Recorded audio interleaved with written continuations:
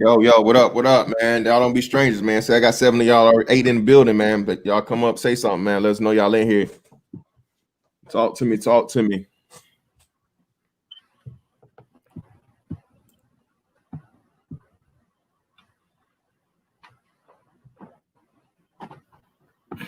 ain't fucking picked up yet.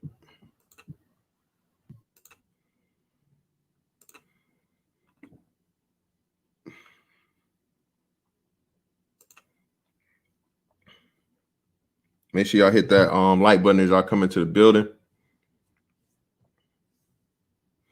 My man, Tech Man Killer 187, man. Thank you, brother. Don't tell him that. Don't tell him hit it for Trump, man.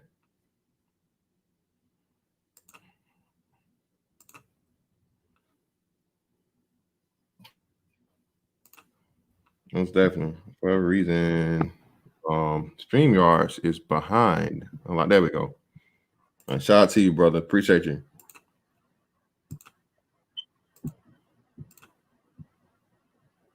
Quick question. What branch of the military are you in? Navy.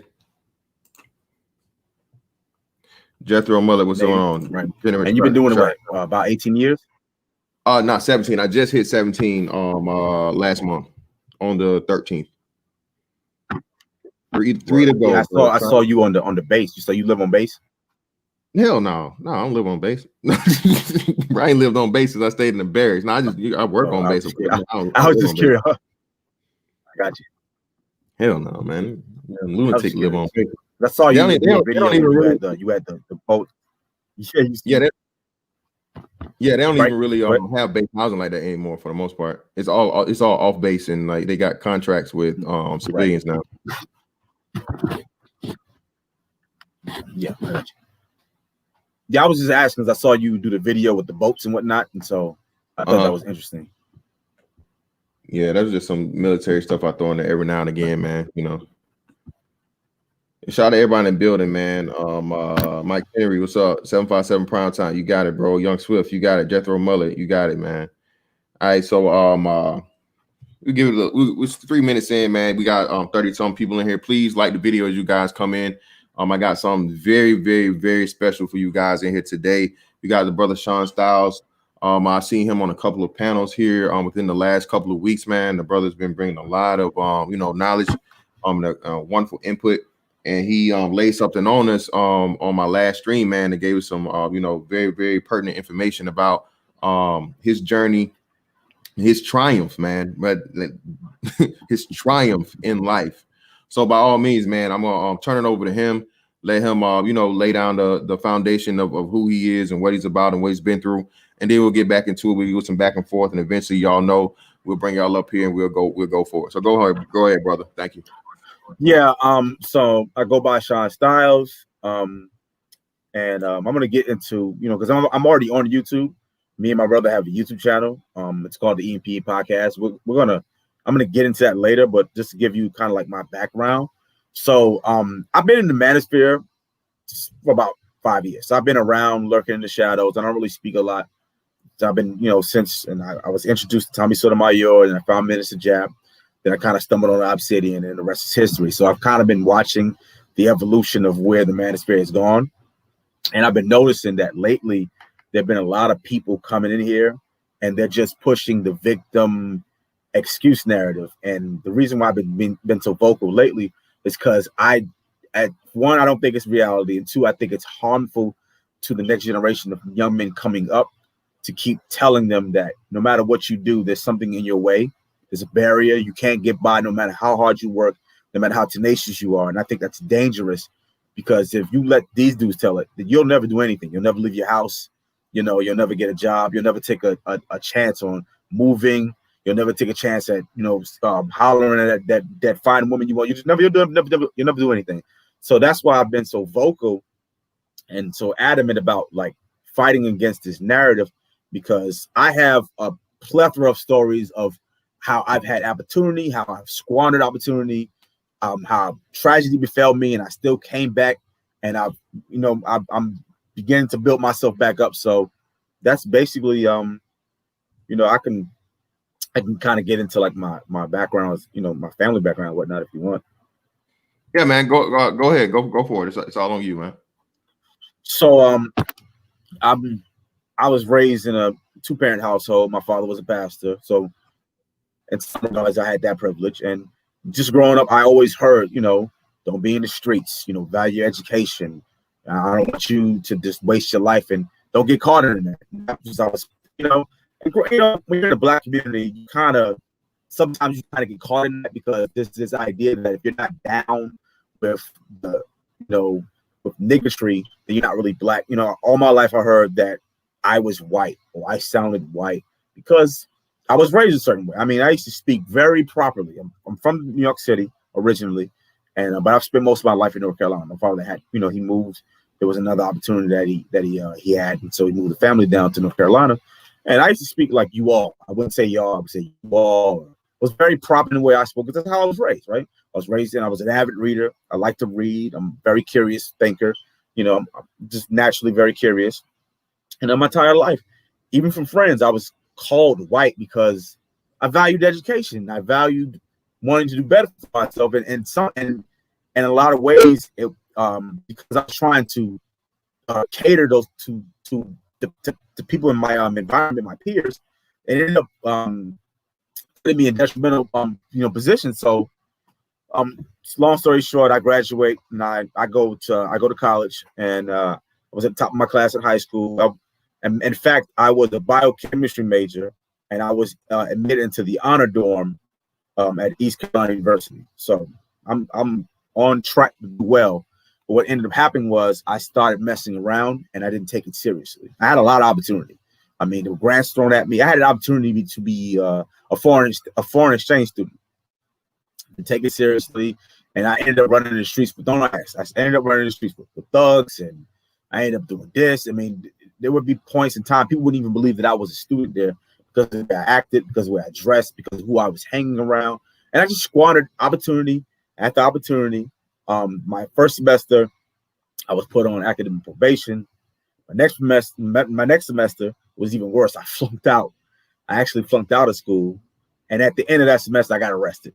Possession. So we're talking about someone who had the world at his feet, who just threw opportunity after opportunity away because I was trying to be something that I wasn't. I was trying to be down with that thug. You know, I was trying to be cool because I thought, you know, maybe I'll be accepted more by the Black community if I do these things.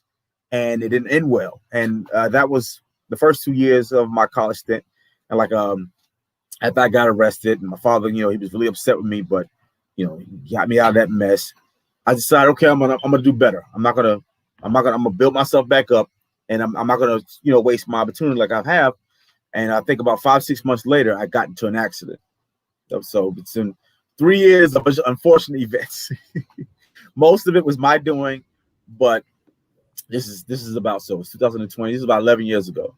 So I get in a car accident and it wrecked me. I'm talking about. So do you know much about spinal cord injuries? Fantastic.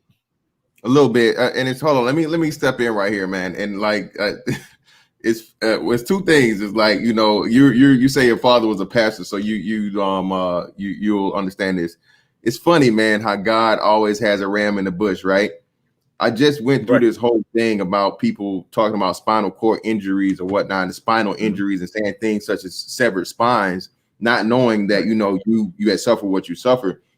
And like I said, I'm no medical major or anything by any means, but one of my specialties, like as a kid, was like science. And like I said, bro, I was able to tell you every tooth in your head, every bone in your body, all these things. I knew all the systems and all these things. So I was privy to how the body works and the importance of it. And me myself, I suffered a slip. I slipped a disc in my back last year to the point of where I couldn't walk.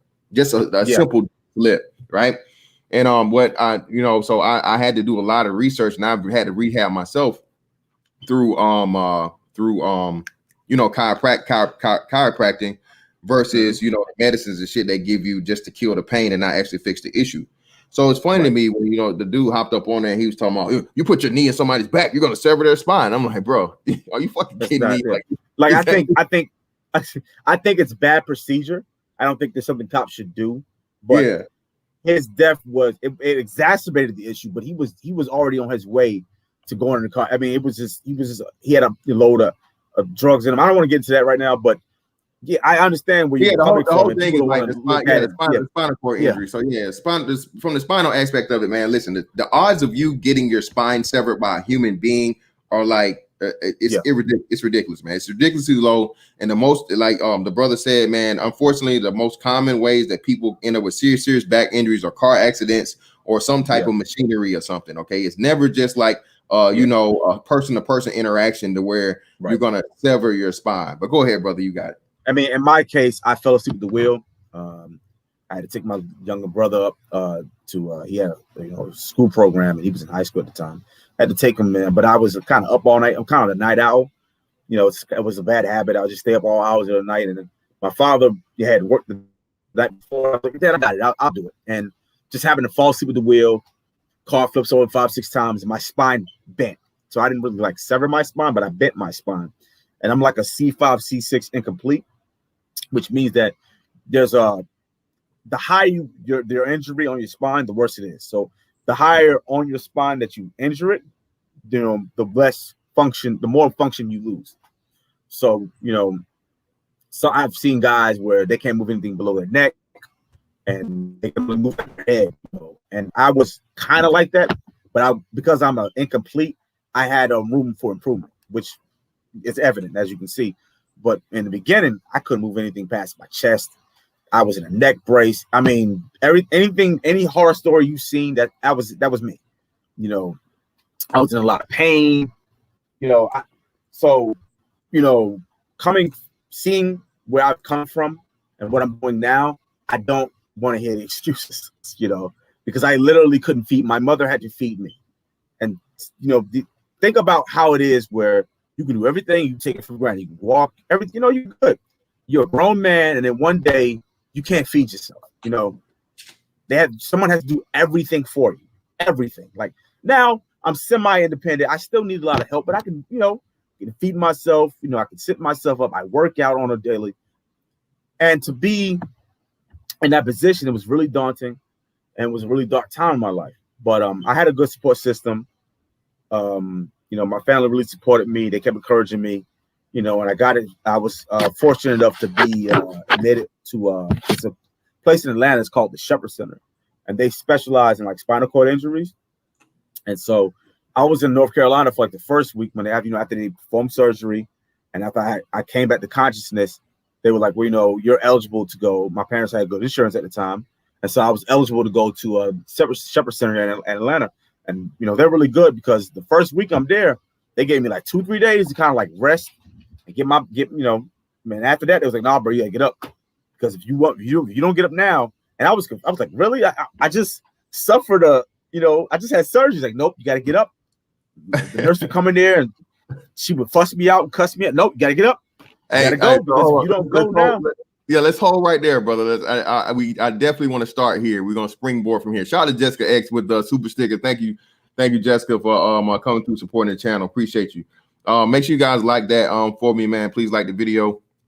Get the likes up and all those great things. So it's funny that you say that, man, because it's like I said, I always tell people about the path of least resistance, right? Like I said, man, your world has literally turned upside down. And like I said, people always have a conversation, right, where they say it's worse to, have experienced something, right, and lose it to never have, experienced it at all. If a person that's always born blind or deaf or, unable to walk or whatnot, right, they'll never know what they're missing. But for a person that's able-bodied and, you're healthy, you're up here, you're able to get around and do everything you want and go to the point to you can't do anything for yourself. Not only is that traumatic physically, but mentally, man, that is depressing as hell. It's crazy. I mean, it's just it's unbelievable. And I was 19 when it happened. Wow. I was 19 when it happened. So I lost my entire 20s. The first 5-6 years of my life was just pain and rehabilitation. So imagine that. Yeah. So you're 19, you have your whole life ahead of you, and you just go ahead. Yeah, so you said the nurses came out and they immediately like just jumped on you. You thinking like, hey man, it was one in particular. Go ahead. No, you got it. Go ahead. No, so you go one ahead. Nurse in particular, I forget her name, but she was hood chick. Uh-huh. I'm going, and it was a one nurse in particular. She was kind of hood. She was kind of thug, but she meant well. And she was just like, get up, get your ass up, go. It's time to go. And I'm like, I just had surgery. Don't matter, don't care. And I needed that. I needed that kick in the rear because it motivated. She pissed me off. I was like, who are you talking to? But that I used that anger to, because I was so upset. Like she talked to me just slick talk. You know how black women can be sometimes. Yeah, but I needed that because it motivated me to work and to get up every morning, even though I couldn't sleep at night. I mean, listen, first few days there, I had a fever, a urinary tract infection. I had a fever of 103 degrees. I couldn't sleep. I was always cold. My blood pressure was over. Man, I still suffer with the blood pressure thing to this day. I mean, I'm a little dizzy right now. I mean, everything was wrong with me. And she's saying, nope, you got to get up. You got to work because if you don't work your body, you'll never recover. And I think that if I didn't have that, I wouldn't be where I am today. And it's nurses are really tough on you. Yeah, and it's great that you mentioned that, man, because this is what the concept that I'm trying to get people to understand, man. Stress, you need stress in order to improve. You need, opposition in order to improve. You know what I mean? Nobody expects you to, go into the gym the first day and squat 1,000 pounds, deadlift 1,000 pounds, and bench 1,000 pounds. But you have to at least start from the point. And again, a lot of people use every other excuse and not to do it. Well, no, man, I ain't really trying to be no bodybuilder. I ain't trying to do this. I ain't trying to do that. I don't see the point. Well, listen, brother.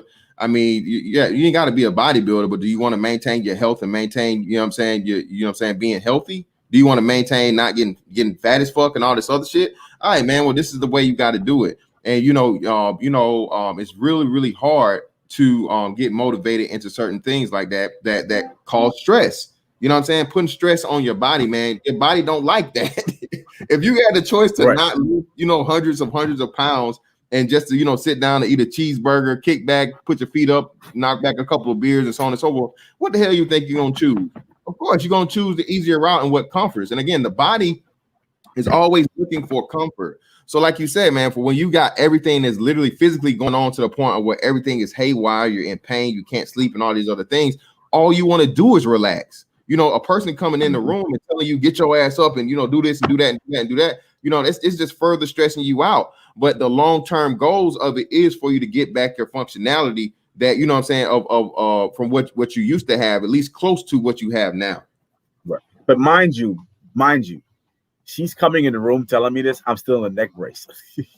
My neck, I couldn't take the neck brace off, or I would have further damaged my neck. I'm still in a neck brace. Post-op, like 1 week after the surgery, I'm literally still in the neck brace. I lost all this weight. I'm in so much pain, and I got to get up every morning at 7 o'clock.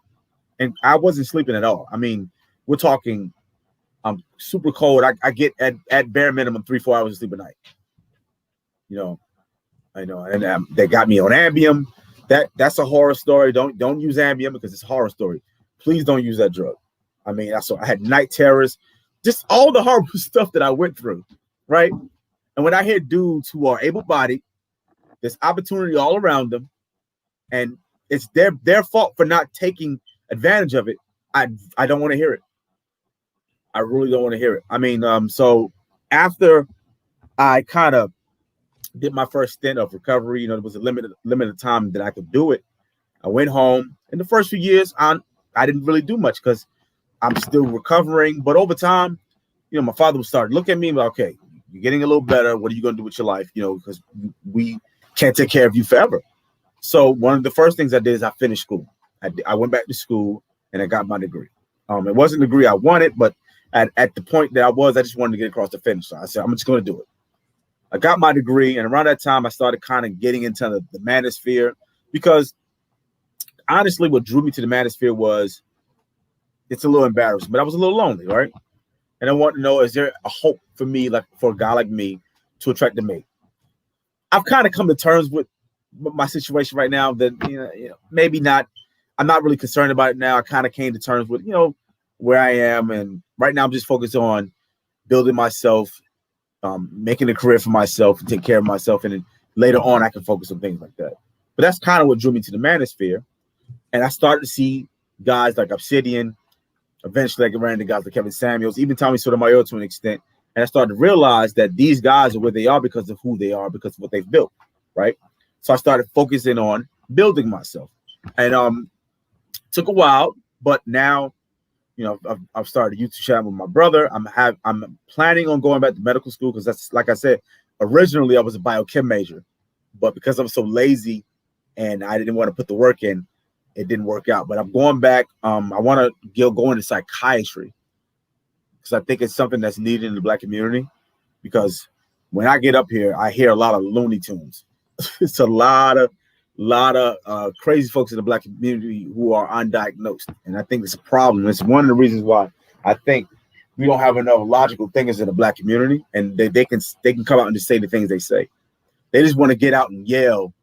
They don't want to analyze anything. They don't want to be critical thinkers, and it's part of it is culture, but a lot of it is mental illness, in my opinion. Yeah, shout out to Sir Tice for the $4.99. Thank you, brother. Salute to the brother Sean. Great story for anyone can learn from about perseverance. Exactly, man. Shout out to a man Gab on Real Conversations for the $5. Thank you, brother. Peace to the brother Gab, man. And I see a lot of you people are in here, man. I don't know if y'all like new or whatever to the game. So let me help y'all out, man. Let me help y'all out. What did I do? Wait. Oh shit, I didn't save it. Okay. B.A.B.G stands for big ass black guy, man. All right. Of course, I am the originator, the founder, the CEO, the creator. And of course, I represent that from the physical aspect. But again, it's not just a physical aspect, man. Again, it's mental, it's perseverance, it's loyalty, it's intelligence, it's everything, man. We all got some B.A.B.G in us, man. Even if you maybe 5'2", you know what I'm saying, 102 pounds soaking wet. All right, by all means, the physical statute is just one small part of it. But brother Sean Styles, man, by all means, no matter what his stature may be physically, he is proof of the essence of what a B.A.B.G must be, man. We always talk about here how the decks are stacked up against the black man in this society we live in, which I agree with to a degree. I will never ever deny that, but it takes a certain level of man to be able to do that, man. And this brother right here is giving y'all his story of how he overcame like literal physical, like, you know, devastation. All right, and he got himself back to a place of where he was able to be a whole lot better off than what he ended up. And he's still, you know, progressing as he can every day to this day. He has aspirations of going back into the medical field and things like that. And we should all as men, black men especially, be looking to challenge ourselves and do things that will make us better than where we were the day before. That's what this thing is about. And like I said, I heard you come in, man. And like I said, you were actually, I think you were actually on that stream with me on Bernard Riley, right? That's the first time I ran across. Yeah. Discussing the thing as far as George Floyd, and we were basically just saying like, hey man, we have to be responsible. We have to make better decisions. And I hear you keep mentioning that as where the first thing you do is acknowledge where, hey, this is where I messed up. You know, I had this, I was brought up like this, but yet and still I played off, I slacked off, I tried to be in the streets, I tried to do this, I tried to do that, and it was negative. All right. And then, you know, I learned better from it. And unfortunately, you know, I had a literal, you know, life-changing thing happen to me, but that didn't give me a reason to make excuses. And you were one of the best people to be in as a person to give excuses. You know what I'm saying? But yes, still you say, bro, I have you know, I'm a man. And as a man, I'm expected to overcome whatever trials and tribulations I may meet in my life. So, man, this is a very, very inspirational and inspiring story to the young brother out there that's, you know, got his whole life ahead of him. You know what I'm saying? You got all your faculties. You're not handicapped mentally or physically. And pretty much you're just letting them know, hey, man, your life is in your hands. If you make the right decisions and you do things the right way, again, there is a right way, people. There's a right way. All right, not the white way, but the right way. There's a formula that's been mapped out time after time after time after time after time. If you follow this formula, you will be successful. Okay. All right. Don't go to jail. If you go to jail, you go to prison, that reduces your chance of getting out of poverty by 75% rate. Don't have kids before, you know what I mean, before you're you know, out of wedlock and things like that. That's going to reduce your ability to do this and do that and all these other things. There's certain things that there's a literal formula and template for success in this country, not just this country, but also in the world, that if you follow it, you will put yourself in a better chance to be highly successful. The thing about it is we never hear about it in the Black community because there's too many excuses being made. Product of my environment, the government this, the white man that, everybody else but me. No, brother. There are people out here, man, that have the most worst of worst circumstances. All right, shout out to my man Shaheen, man, King Solo, that I had on here. The brother was the child of a addict. He was put into the foster care system, and he said he made it upon himself. He made a decision at the age of 12 years old to say, I'm not going to be a statistic. Okay. And we all have to start preaching that ideology to these young Black boys out here versus I'm a victim of circumstance. It's not my fault. I don't have a chance. I'm going to be dead by this age. You know what I'm saying? The white man not going to let me move. You know what I'm saying? Somebody got their foot on my neck and all these other things, bro. We got to get out of that mentality, man. The victimhood mentality always is a lose situation for a man, and especially a Black man.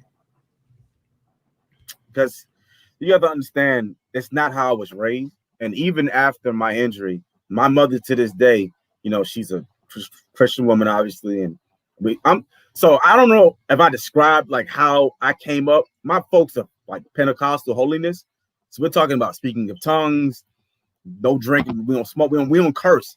Growing up, I couldn't watch BET. Like, like this is serious. So like my mother's a strong faith, comes in the room, your legs are healed. You're gonna walk every day. And no matter how much like mom, that's not how, nope, you're gonna walk.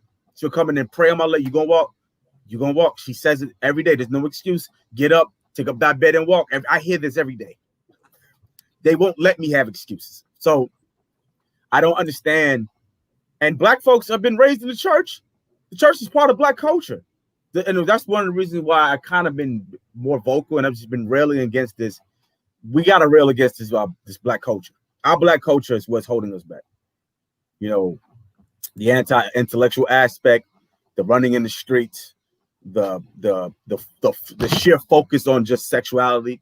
You know, you hear guys talk. I think I just listened to one of MOT's. I've been listening to him lately, and you just listen to guys talk. All they want to talk about is sex.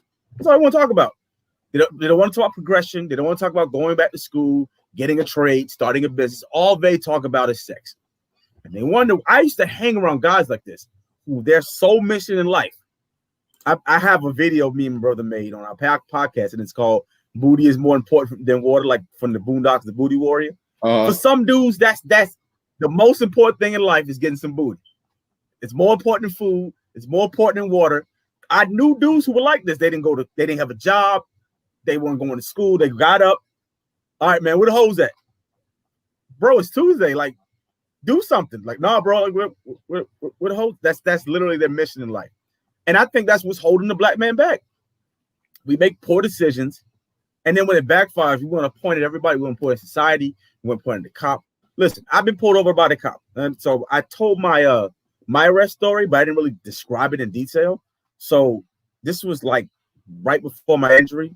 And it was on Christmas Eve. So this was a horrible story. So, you know, I didn't want to go home because I had flunked out of school. I didn't want to face my parents. I didn't want to face the abuse.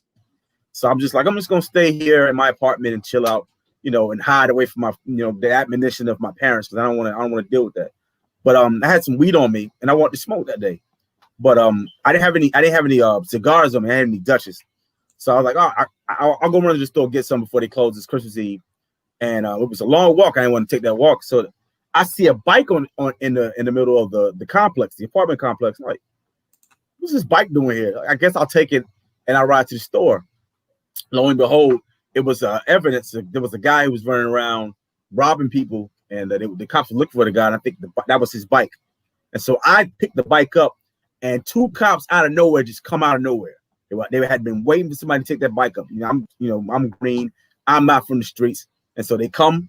There's one white cop, one black cop, and I'm like, oh, here we go. I'm stuck, right? And I don't know my rights at all. I'm young. I'm stupid. They like, what are you doing with that bike? I just picked it up. I'm trying to go to the store. And the guy was like, oh, can we check you? They probably couldn't, but it's literally, there's 2 cops and me. No, it's cold that day. Nobody's out there but me. So if I buck against them, it's their word against mine. I'm like, I'm not going to give these guys a chance to shoot me. So I'm like, look, go ahead, check me. They had the weed on me. And it was the white guy he was pretty cold. Like, look, it's Christmas Eve. It's Christmas Eve. It sucks, but I got to do my job. I was like, you know what? I ain't even going to fight you, bro. You got me. You caught me. Do what you got to do. The black cop was a little, he was like, look at you, nigga. But I kind of understand why he was that way, because another black man messing up, right? And I'm a college student, so he probably was even more pissed off. But they put me in the car. They don't beat me with a nightstick. They don't shoot me. I wasn't tased. I complied. Look, bro, do your job. To the point where the white cop, mind you, the white cop, when they were processing me with the bail's bondsman, he said, look, he's been very complicit. He hasn't given me any trouble. Cut his bond in half. They literally cut my bond in half. I've never heard that story. I've never heard of a dude it's probably happened before, but he cut my bond in half. I still had to sit in there for the weekend. My mother was really upset. Don't let him sit in there because she was really upset. My father was really upset. But I tell that story because I've been arrested before, literally but I wouldn't have went to jail if I wasn't doing wrong. I was up to no good. I literally was up to no good. But I didn't fight the cops. I didn't curse them out. I ain't say cracker. This white man holding me now. I said, look, you got me. Do what you got to do. I was out there by Monday. Nobody killed me. I wasn't abused. Not to say that these things don't happen. Not to say that sometimes there are bad actors that their mission right now is whip a nigga up. I get it. But that's not what the majority. If you're doing the right thing, if you're going to college, if you're going to work, 9 times out of 10, there's not a cop that's just going to pull you out of the car, beat you half to death. No. A lot of times these dudes who get in these entanglements with the cops, they're up to something, or they're repeat offenders who still doing crime and haven't learned their lesson. So it's just a dangerous narrative when you look at the statistics. You have you're more likely to be struck by lightning. I know white people statistics, Republican talking points, but it literally is true. And we overcommit crime as a community. We're committing. Look at the cities right now. Look at Chicago. Look at Atlanta. Look at New York. The homicides are mostly black. Is that the white man's fault? No. Whose fault is that? Exactly. But my shout out to my man 757 prime time, man. One of the B.A.B.G alumni in this motherfucker, man. You know it, man. Power up, baby. Shout out to Dane Christopher. We got sister. Oh, not my bad. Concrete Rose. I'm mixing y'all up now. In the building. Again, they don't ever justify the beating, but again, man, y'all gotta stop acting like niggas don't whoop. Niggas whoop niggas too. All right, cops of all races, colors, creeds, and ages whoop on motherfuckers, man. The only time black people care, man. Only time black people care is when it's a white cop doing it. There's a cop in this. When did I say that though? I never said that. Exactly. I hate when they do that straw man. I never said that. I know, man. Again, they're just emotional, bro. They don't understand it. There's a cop in this sector, man, that's admitted to it and says how much he loves the fight and how many times he done whoop niggas and all this shit. And y'all just cheer him on. He's black. He's a black man, okay, in a black area. And he talks about how he goes out here, he motherfucking has had crack heads, and I don't blame him. Again, man. I mean, human beings are human. There's gonna be a time, man, where you're gonna get frustrated. Is it justified? But no, is it better than you motherfucking getting killed or shot down in the street? I would definitely prefer a motherfucker to give me the motherfucking ones, the one-on-one, like nigga put the hands up or whatever, and whoever wins, whatever we do. I would much rather him do that than a motherfucking shoot you down like a dog in the street. And y'all niggas is cool with that shit too, but until it's a white man doing it. But so damn, man, your mama was the one that said let him stay in there, huh? my dad. I thought my dad was good because my dad was the disciplinarian growing up. I thought he was gonna be like, nah. My mom was like, nah, leave him in there. Like, what? No, ma, no. Again, man, and that's you know what that shows when a man has true leadership. Even the woman understands the importance of it. We didn't raise you that way. That's not how we taught you. So there has to be consequences and repercussions for bad decisions, man. And shout out to your mom, man. Again, that's so rare. in the black community nowadays, because we see the total and complete opposite. My baby didn't do nothing. He didn't mean to do it. Oh no, my baby. You know, and you know, free my nigga and all these philosophies. Mama was like, yeah, man, of hood home syndrome, man. And like you said, it's you right. you turn yourself around even before, you know, the tragic accident, man. So what? Yeah. So where are you at in your, I guess, your rehab, or you know, as far as like your progression in you know, moving forward with getting back to being able to actually walk? So, you know, because of the pandemic, there's a lot I can't do. And even before that, you know, I've been having issues with insurance, and that's just kind of how the medical system works. But I took it upon myself to do my own rehabilitation. So I started buying my own free weights. I started working with dumbbells. You know, I had my brothers help me, you know, do certain exercises and stretches. And it's actually paid off dividends. I've gotten a lot stronger. I mean, if you saw what I looked like just 5 years ago, not even 10 years ago, if you just saw what I looked like 5 years ago compared to what I look like now, I have a lot more muscle mass again. You know, I've regained some of it. There's still a lot of things I can't do. But 5, 6 years ago, I couldn't go into a classroom in a wheelchair. I wasn't strong enough. Now I can. I can push my own wheelchair. I can go to class, you know, take notes to the lab. I can do that now. So I've seen progression, and I still need this more that I want to do, you know, in terms of my rehabilitation. But I definitely seen progression, and it's because I never gave up, and I kept working on my body. You know, I've had my moments where I've been down. Don't get confused. I've been depressed. I don't care who you are, and when you lose as much as I've lost, it's depressing. I didn't even tell you. Did I tell you how it happened? I told you how it happened. So, I'm gonna go back a little. I'm gonna backtrack just a little bit to show you how traumatic it was. So, I fall asleep in the car. The car flips over about 6, 7 times, and I wake up. So, I wake up while it happens, right? And I'm upside down in the car. My car is upside down in a ditch. And as I'm realizing what's happening, I'm noticing that my functions are leaving me. So I'm trying to unbuckle my seatbelt. I can't do it. My fingers, they literally just went dead. My arms went dead. And over time, I'm literally seeing the detriment of the spinal cord injury to the point where I could only use my shoulder to keep my neck from snapping. And fortunately, there was two white guys on the road who had witnessed it, and they got me out of there. And I was under the car for about 45 minutes, literally dying. So you got ejected. It doesn't get more traumatic than that. You got ejected from the car also? No, if I didn't have my seatbelt on, I would have died. I had my seatbelt on that kept me in place. But because I had my seatbelt on, it locked me in the car. I couldn't get out because I couldn't use my fingers anymore. My hands were dead, my arms were dead. So I'm literally looking at my own demise. I'm facing death. Literally facing death, and they just happened to get to me in time. They had to airlift me. I couldn't do it. They had to airlift me. So so I seen it. I seen it both ways. Yeah, man, and like I say, when I was 19.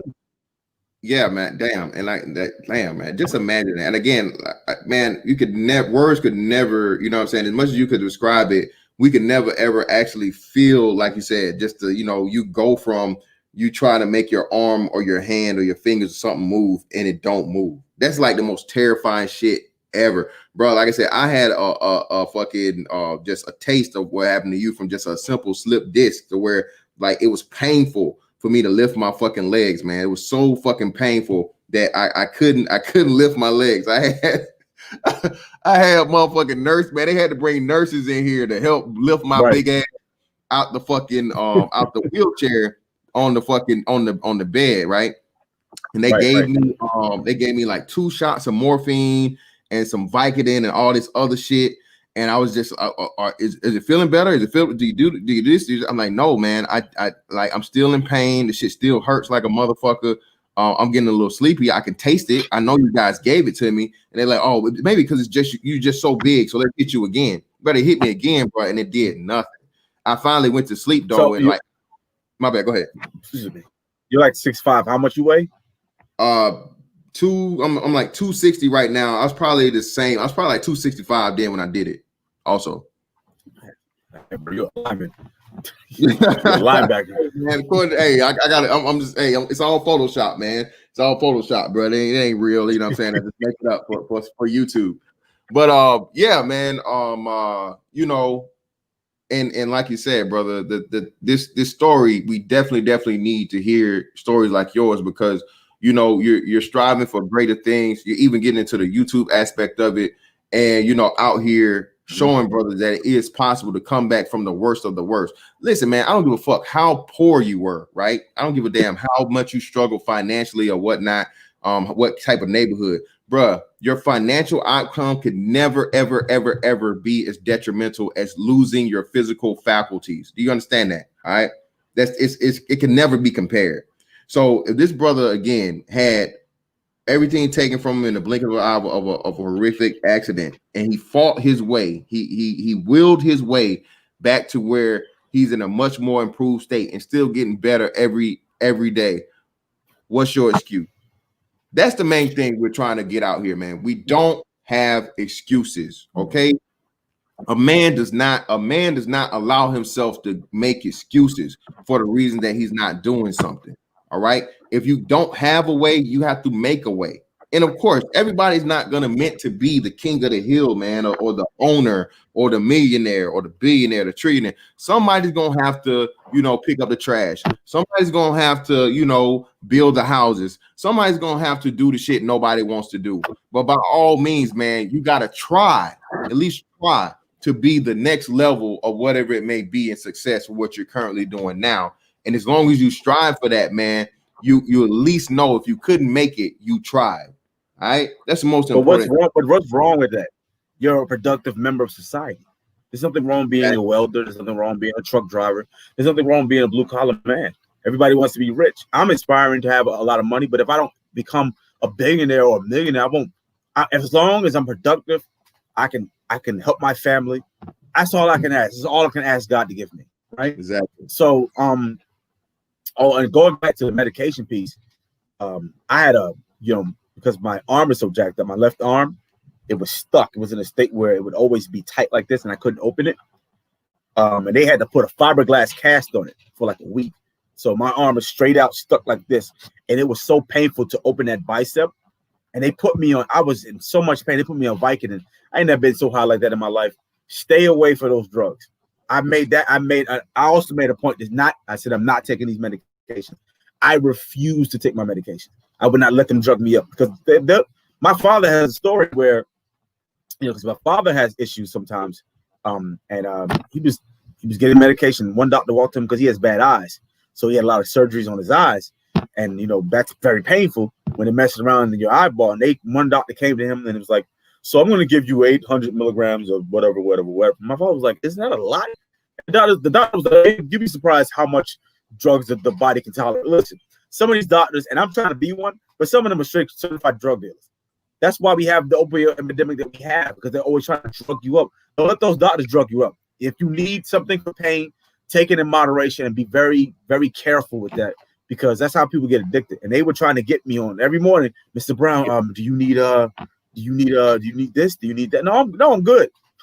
Why are you trying to drug me up? Yeah, and let me hop in there real quick, brother. And you are so right. Listen, man, pain is your body letting you know that something is wrong, especially if it's a musculature or skeletal or some type of structural situation.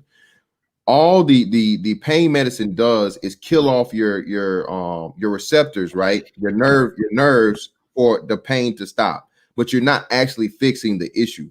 The best, and especially if you're a tall dude, man. If you are a tall dude, you out here buying Jordans, you out here buying PlayStation games, you're out here doing whatever the hell you're doing, man. Find a chiropractor, a really good chiropractor, bro, and get your body worked on, okay? Get your body worked on. Same thing with massages and shit like that, man. Your whole body can be thrown off, and your gait, your firing of your muscle fibers and things. So many things just over time of being either improperly used because of physiological imbalances and things like this. Again, yeah, man, it's laughable when people try to have certain conversations with me about things.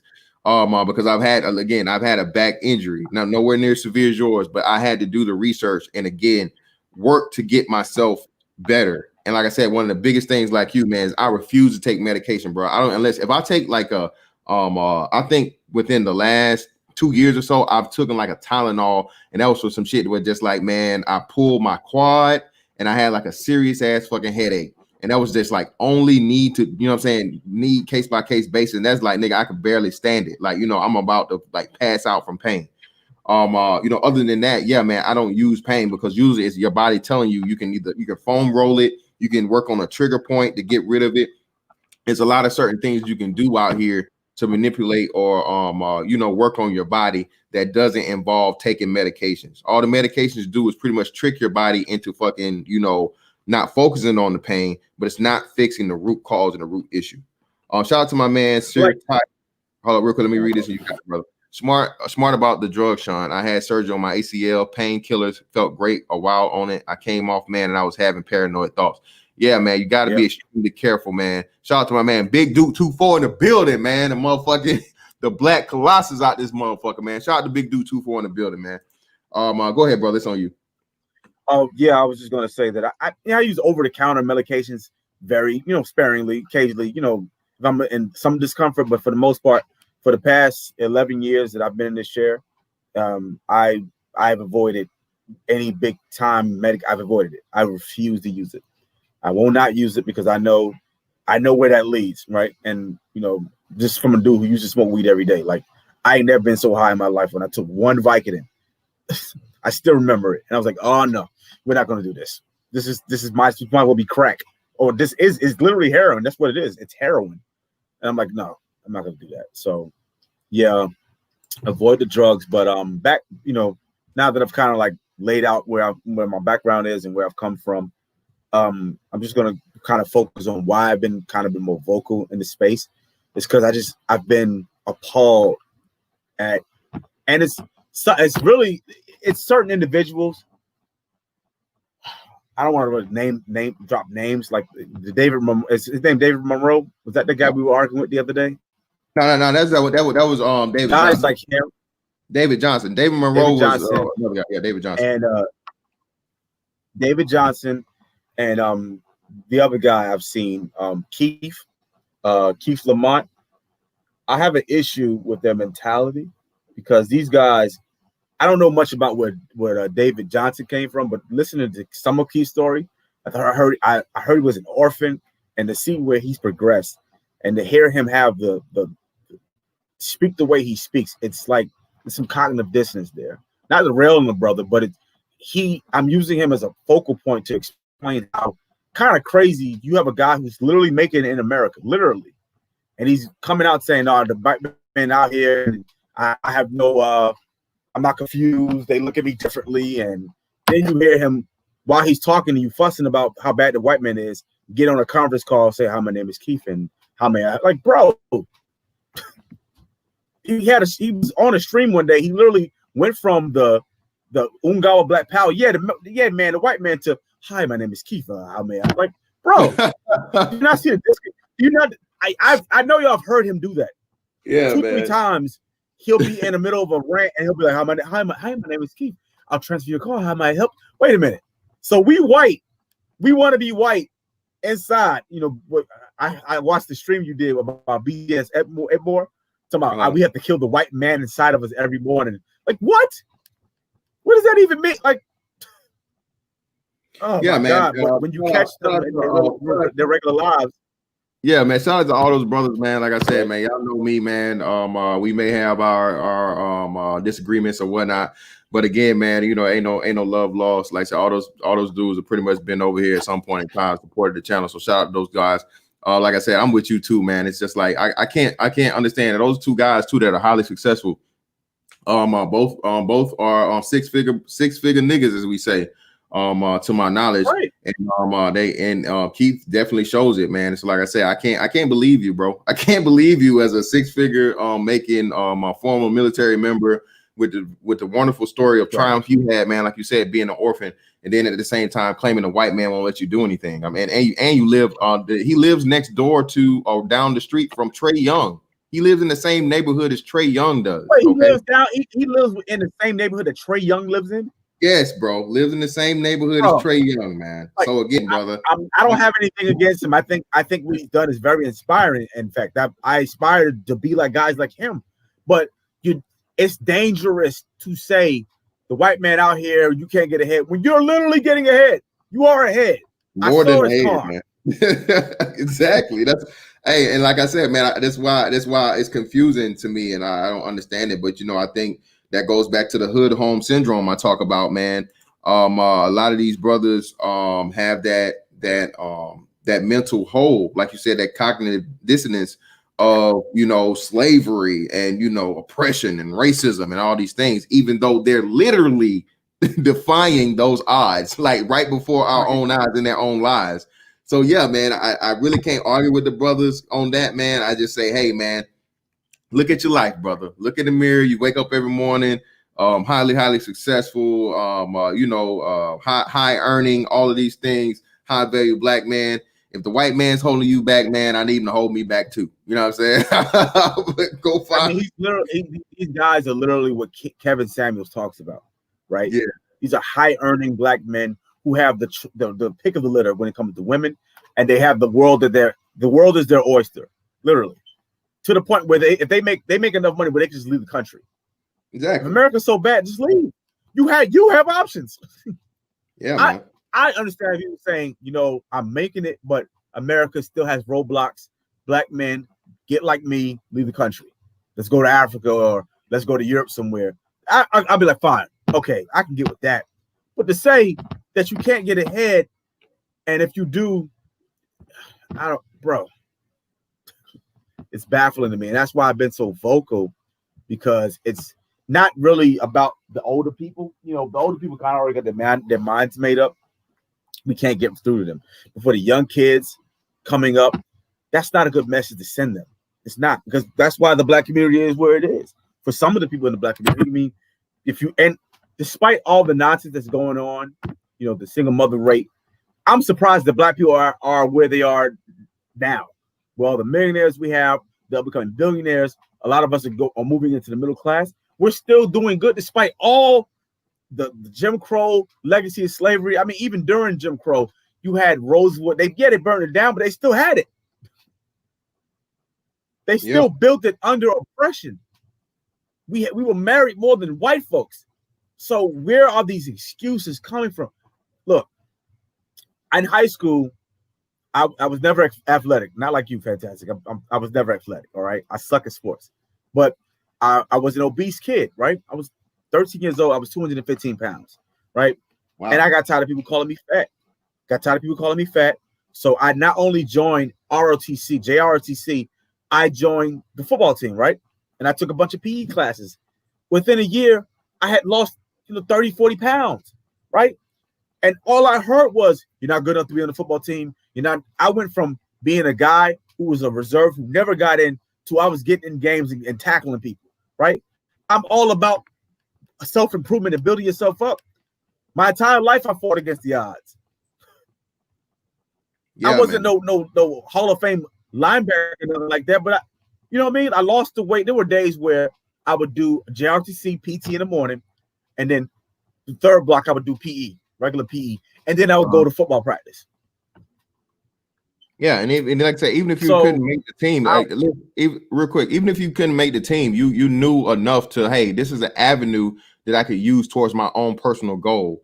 And listen, man, like I said, I love hearing things like that. For even if you know what I'm saying, can't use something to the fullest extent, use it to, you know what I'm saying, to what it does for your benefit, man. And like I said, brother, like I said, you've always, everything I've heard you say here, you had the knack to understand of how can I get better. You know what I'm saying? You can address the own flaws within yourself and hold yourself accountable and make the necessary adjustments to improve it. And that's the most important thing. Like I say, we got to start putting out here to these young black men that don't have positive male influence in their lives. Let me shout out the super chat from Bigger Discussion 76 Science and Technology. Shout out to Dr. Anwar Dunbar. Thank you, brother. Always supporting the channel, man. What's up, Fantastic? Yes, after knee and hip surgery, that Vicodin makes you feel good and push you to sleep. Man, I never, you know what's crazy? I've never, ever been high off of medication. Never. No, I don't even understand how people get hooked on it or why people take it. I don't feel the buzz off of medication, bro. I've had Tylenol 3, I've had Vicodin, I've had like I said, 2 shots of morphine, I've had what's the other set? Percocet, bro. I've had all of the fucking drugs, and the only thing it does for me, man, is make me sleepy. That's it. That's it. I've never felt any type of euphoria, any type of high, or anything off of no damn drugs, man. So I don't get it. I mean, I guess I'm just blessed, but I don't know. So I don't get that hooked onto it. But yeah, man, I've never experienced the high of medication, prescription drugs. You got them original man jeans. I don't have those jeans. I got those them house niggas. I don't have them just super sane. I don't have them jeans. Oh man, no. See, shout out to Sister George, man. Sister George ain't that. See, Sister George is me. I ain't that big. It ain't that I'm big. Damn it. It's just that I don't know, man. I'm fortunate enough to not, I guess like feel I got a strong ass fucking liver and kidneys. I guess I don't fucking know. But yeah, all it does for me is make me sleepy, man. You got the but yeah, man. Was there anything else you wanted to cover, brother, before we open it up and let people come up and ask you questions or that's mostly about it. I just, I think that moving forward for the Black community, we got to change the culture.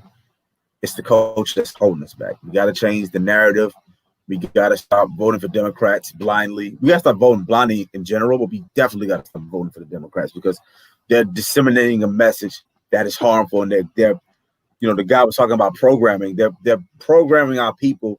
And the images that you see on a daily basis when you listen to them, it's just detrimental. It's harmful, and we're not gonna ever get anywhere if we keep saying we can't get ahead. Wow, there are people who are getting ahead. We're looking at them. We're looking at them doing it every day. You see Black people. All my life, I've seen Black excellence. Whether it's athletes, whether it's rappers, whether it's people. I mean, one of my doctors was a resident. He was in residential. Young brother, he was in his mid-20s. He's probably a successful doctor right now. I've seen it all my entire life. I've seen success. So I just think that we gotta stop making these excuses here. Not to say that we haven't had bad things happen to us in the past. We have. We gotta make excuses. We gotta stop making excuses. And if it's just that bad in this country, then we need to leave. You're not willing to do that, then you're not taken seriously. Hey, shout out to my man Mac38 for the Cash App, brother. Thank you. For Salute Fam, thank you, fam, for the donation, and shout out to my man Lil Big Nate for the Cash App. Also for Peace, Mr. Fantastic, great interview, man. Man, I gotta thank brother Sean Styles for volunteering for this, man. We definitely grateful for hearing him give this perspective, man, and his experience. That again, like I say, man, the only thing that we're trying to do here, and I'm gonna go ahead and drop the link, man, so people can come up here while I just run my little mouth for a little minute. The only thing that we're trying to do here, man, is again progress this Black male dominance, power, and just overall, group we're trying to build, man. That's all we're trying to do, man. We're not going to agree on everything. It's cool to disagree, agree to disagree or whatnot. But ultimately, man, I just hope y'all understand and see when I'm holding a man accountable, it's not to tear him down. It's not to make him lesser than. It's not to destroy his spirit or anything like that, man. It's to challenge him. It's for a lot of times, the first time, man, to give him that stress that he's never experienced because he's never been held accountable. There are 40 and 50 plus year old men that have never ever been held accountable. People, that's the unfortunate situation in the Black community, and it may be that way in other communities. Yes, of course, but I don't give a fuck about them. They're not me. They don't affect me. The things they do in their lives don't come back on me and make it more difficult for me. Okay, they don't use the white man, the Asian man, the Arab man, or whoever to say, oh, they ain't shit. Look at the niggas. No, they lose other Black men. So when the other Black man is being unproductive especially at a very, very late age, that looks worse on younger guys like me and even younger guys than me, because that's the outcome. See what they're gonna be. See what these niggas turn out to be. See what they do. So that's all we're trying to do, man. We're trying to undo the damage that's been done, partially by this society, by all means, but we've definitely helped them in aiding in doing it. Black men have played a part in our own disrespect, our own lack of acknowledgement, our own fucking bad reputation and stereotypes. Okay, like I said, I told you guys the other day, You make a joke about people from Israel, well, oh, they all stingy and rich. You make jokes about Asians, they're all mathematicians, and you know they might cook some Chinese food that's cat, rat, and dog. You talk about Arabs, and they all, yeah, they all own corner stores. They all own corner stores, and you know they don't like deodorant too much. You talk about white folks, they all got a fucking 800 credit score, and you know they like mayonnaise and shit, or they let their dogs kiss them in the mouth. When it comes to us, it's all negative, man. It's not anything funny about it. It's all them niggas are just criminals. They want to kill each other, shoot everything up, and this. And oh, I guess the only positive, they got big dicks. That's like the only positive. Okay, that's so again, man, you just want to be big dick criminals. That's it. That's the stereotype we want to fucking run with, or we want to get to the point of where we have a level of power to where we're undeniable. We have to be respected not only nationally but again globally. The whole thing for this shit is for us to get to the point of where we have a global impact. But in order for us to do that, we must first start in our own individual neighborhoods, spread that out to the states, you know, cities and states, and then spread it out nationally, and then go from there, man. So that's the whole point of the shit, bro. And fantastic. One of the most important things that need to be done going forward the next few couple of years and decades, Black people who are not in line with the hood mentality and culture, we got to be more vocal in renouncing it. You know, a lot of times you see people who have done better in their lives, and they're trying to get down with everybody else and be cool, and they're almost offended. If you're not in the culture, you're abetting and enabling it, and we got to stop doing that. We got to say that's wrong. No, unacceptable. You got to be, because everybody's afraid of being called, like white folks are afraid of being called racist, and Black folks are afraid of being called Uncle Toms, sellouts, and coons. We gotta ignore that and be like, I don't care what you call me. I guess I'll be a coon today, because this is unacceptable. We're never going to improve. I keep saying it. We're never going to improve. We're never going to get better if we don't come out and be vocal and say, look, this is wrong, and you should not model your life behind this nonsense. This anti-intellectual, over-sexualized culture. And the Cardi B song that just came out, bro, that's always existed. You know, there's always been a place for that kind of music, but there's a time and a place for that to be your number one single and it have over 84 million views where young girls are watching this and following their behavior behind it. Listen, man. Like you said, in like a 2 to 3 day period, man, the video was literally getting 1 million views per hour. If you looked at it from like a 2 day, like in a 48-hour period, it had like 50 million views, man. It was literally getting 1 million views per hour. And like you said, it's kind of crazy to how, like I said again, the Black women's participation in this thing. Cardi B, even though she's not Black, they let her claim that she's Black, and they look at her that she's Black. Then you got Megan Thee Stallion and all the other women that were participating in it. You know what I'm saying? With the exception of one of the Kardashians. So yeah, man, just that blatant show of hypersexuality in the Black woman, and not a man in sight, of course, right? Not a man in sight. But then now you got what? You got men reenacting the video and defending this just whoredom, man. Again, and like I said, bro, as long as we are ran by the women, they're literally I was going to say they're literally grooming our girls to be whores. Yep. They're literally grooming our young girls in our community to be whores. And I have a little sister, and I'm sorry, that's not acceptable. We're not raising a little fat. We're not. That's not how my sister was raised. And we're telling her, look, you're gonna get married. You're gonna do. We're not raising my sister to be a hot girl summer. No, that's not. That ain't what was. And if I had a daughter, no, it's not going down. I'll kill somebody before. No, it's not happening. And so, and CeeLo Green came out and said it, and he didn't curse nobody out. He didn't go in like Tommy Sotomayor. He literally said, "This is too much," and they went in on him. You can't, like Tommy said yesterday, you can't criticize women. You cannot criticize Black women. We're at a point now we can't see something that's wrong and criticize. You can't criticize Black women, and you can't criticize Black people who are doing no good. You can criticize coons all day, but Black people who are literally killing people, stealing from people, burning down shops, wrecking their own neighborhoods. No, we can't say anything about that, because you have to understand that they've been oppressed. No, they haven't. They've never experienced real racism. I've never been called a nigger in my life by a white person. It's never happened. I have. It's literally never happened. And for a lot of Black folks, they don't even encounter. But see, you were in the military, so you've been around other people. A lot of these people haven't even been around white folks. Thank you. Listen, thank you. I'm glad you said that, man. Listen, a lot of these people, bro, y'all hadn't even been around or worked around or knew white people like that to suffer the racism you guys claim, bro. Again, y'all done been in the hood your whole career on the same hood side of town where white folks scared to even come. Y'all, the closest y'all ever came to a white person is the one motherfucking white person that live in the hood that go to school with you, you know, in elementary school up through high school. And y'all never ever speak to them because they the country ass white boy or white girl. You know what I'm saying? And then you got the cool white boy, the wigger white boy that everybody cool with, that he trying to be black. So, you know, that motherfucker. So he ain't even really even fucking white. Y'all don't even know true white perspective. But yeah, man, that's what I say all the time too. Like, these people talk about shit when, like I said, bro, they couldn't tell you what a white person ever even thought because they don't really have a conversation with white people like that.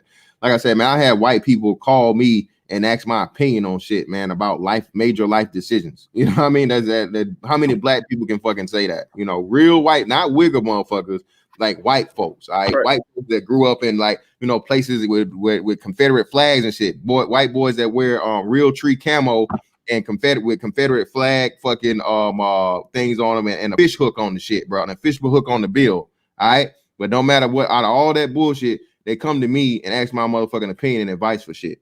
So by all means, man, like I said, it's just so many things we got going on in this space that we're trying to like you said, get this progression going, man. And it's just, you know, these brothers don't want to let it go. That's and what makes it so crazy, Sean, is this: we getting this pushback from the men, not the women, because the women aren't even in the space like this to, you know, to have the pushback. But this you know, older men. Yeah, these men are making themselves proxies. They're making themselves proxies of these female mindsets and talking points, man, that keep us, like you said, held back. And that's what I just don't understand either, man. That's just crazy to me.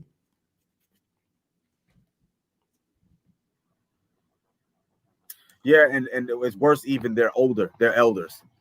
They're 40, 50 plus, sometimes even 60 years old, and they're speaking like this. I'm like, you're supposed to be the elder.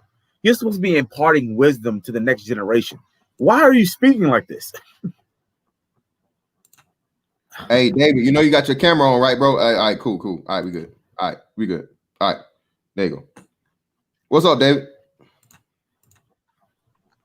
My guys, how are you? I'm great. How about yourself, sir? I'm fantastic, bro. Salute to everybody in the chat, man. I was just I had just tuned in and tried to go back a little bit. Heard bro say my name, mention me and Keith, and I just wanted to come up here and explain what his question was a little bit about me and Keith, if I may. Go right ahead. Okay. Am I getting any feedback, Lanto? No. You loud and clear on my end. Okay, I just want to make sure because I'll be getting feedback. I'm gonna fuck up the feed. All right. What I'm saying, so what's your name, bro? The brother, the guest. What's your name, bro? I go by Sean on this channel. I go by Sean on this channel, but my real name is Philip. Okay, what you want to be called on here? So I'm cool with your hand. What's your handle? One of those. Shadow. Just call me Sean. Okay, Sean. Sean. That's what. Okay, Sean. I got you. I think you might be. Are you delayed? You hear me? He might have a little delay, but we good. Go ahead. Okay. What I wanted to explain to you about me and Keith, bro, is there's a difference in infiltrating versus conforming. Like, even God, the Bible itself says, be in the world, but not of it. I'll give you an example. I can work for Burger King. Burger King can be paying my bills. Burger King can be paying everything. My whole life is set on Burger King. But let's say Burger King's ideology is they have the best burgers on the planet. Now, me working at Burger King, I could be like, I disagree. Whataburger is kicking Burger King's ass. But again, it might not be smart or conducive for me to say that. But that does, and I don't have to say that being that I'm working there, because I don't have to conform to make money with you. I can still work within an economical system without conforming, without my mind, conforming to that very same system. Like I just said about the Burger King issue, I can work for Burger King and totally disagree with their ideology. Again, there's nothing wrong with infiltrating. That's what Keith and I are usually trying to explain to you. We're not saying don't infiltrate the system. We're not saying, because I believe that's the only way you can change the system. You're not going to beat it head on. We have to be smart. When something has the strength, you have to outthink it. So I know that infiltrating the system is exactly what we do. We infiltrate it from the inside, and then we flip the table once we get in there. Most people get inside and then conform. They get inside Burger King and start going, you know what? Burger King does have the best burgers. I agree, and I am going to talk shit, and I'm going to give pushback to anybody who disagrees with Burger King, because Burger King pays my bills. There's a difference again between infiltration. Can I stop you there? Conforming. Can I stop you there? Absolutely. Let me ask you a question. So I understand what you mean by infiltration, but I don't understand your point on conformity, because what do you mean by conformity? Just all right, let me explain it. All right, let me explain it if you don't understand. Want me to explain it? Hey, bro, you might need, listen, update your system, refresh your browser, bro. Refresh your browser. You're behind. Refresh your browser. I'll give you a second. No, I can hear you. No, it's a delay. You have a delay. There you go.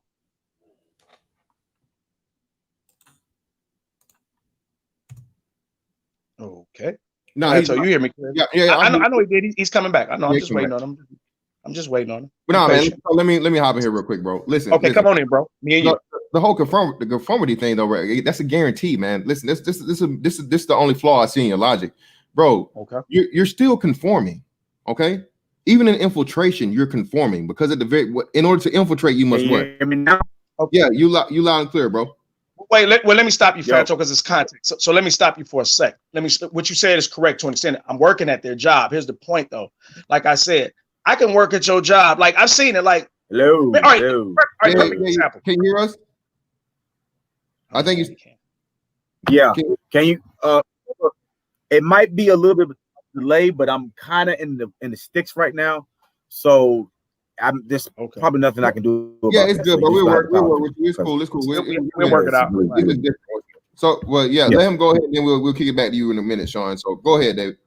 Okay. So what I'm saying is, of course, if I'm working at your job, I'm working within the system. That's not what we're talking about. Real quick, David. Hey, Sean, you cut your camera, bro. Like you said, that's a good point too. You're using up bandwidth with your camera on, so if you cut your camera, it'll probably help you speed it up a little bit. So just go back to your avatar versus your camera. Now you use the shout out to JI. All right, go ahead, David. Okay, so I lost. What was okay? Conforming. So what I'm saying is, see. There's levels to everything. There's degrees to everything. Like I remember watching that. I'm trying to find a good example. Like perfect example. The movie, what was that? House Party 2, where the dude who kid was trying to get the loan from, and the dude was all cool when the white dude was around. He was, come on, brother, when he wasn't around. My point is, you don't have to capture my mind. See, what they've learned is, and you're validating me. The whole trick is to get you to conform. Come in, get the money, and think like me, aka why BGS talks about removing the white man from yourself. Again, I know this is what they do, because if I was them, I would do it. This is genius. To capture your mind is genius. It makes no sense for me to try to beat it in you. You gotta stop. Hold on one sec. Think like it makes what, no though? sense. Oh, hold on. It makes no sense for me to try to address. Okay, just give me 1 sec. It makes no sense for me to try to beat it in you, because that's more difficult. It's so much easier if I get you to use your brains, then you'll do it for me. Like people said after they started getting black. I remember old folks used to say, at one point in time, white folks used to have to put on sheets. After black folks started killing each other, then white folks wouldn't put them sheets back on their bed. So my whole point is, once you capture a person's mind, that's genius. That's exactly what if I was in power, I would want your minds, because then that would be easier for me to control you. That's exactly what I would do. So it makes sense to me. So this is why, as they say, Denzel Washington said it on The Great Debaters, I am trying to free your righteous mind. They know that if they capture your mind, everything else, even your ideology, then you've conformed. What I'm proposing is, you get the money because you're in a system that's not yours, that is set against you. You get the money, you survive, but the whole time you strategically infiltrate, where you're doing everything to benefit your people. You're doing everything. You be clever. Nobody says be stupid. Don't run in the bank and shoot it up. Find out where the security guards are. Find out when the shifts change. Find out what the time lock is. Go do some goddamn intel on what you're doing, then go execute. Plan, strategize, then execute. But the point I'm making is, a lot of you brothers have conformed. You have allowed them to take your minds. Again, I'll use the Bible. God said, "Be in the world, not of it." David. But hold on real quick. You just repeating the same thing, man. You didn't. David, I'm sorry. I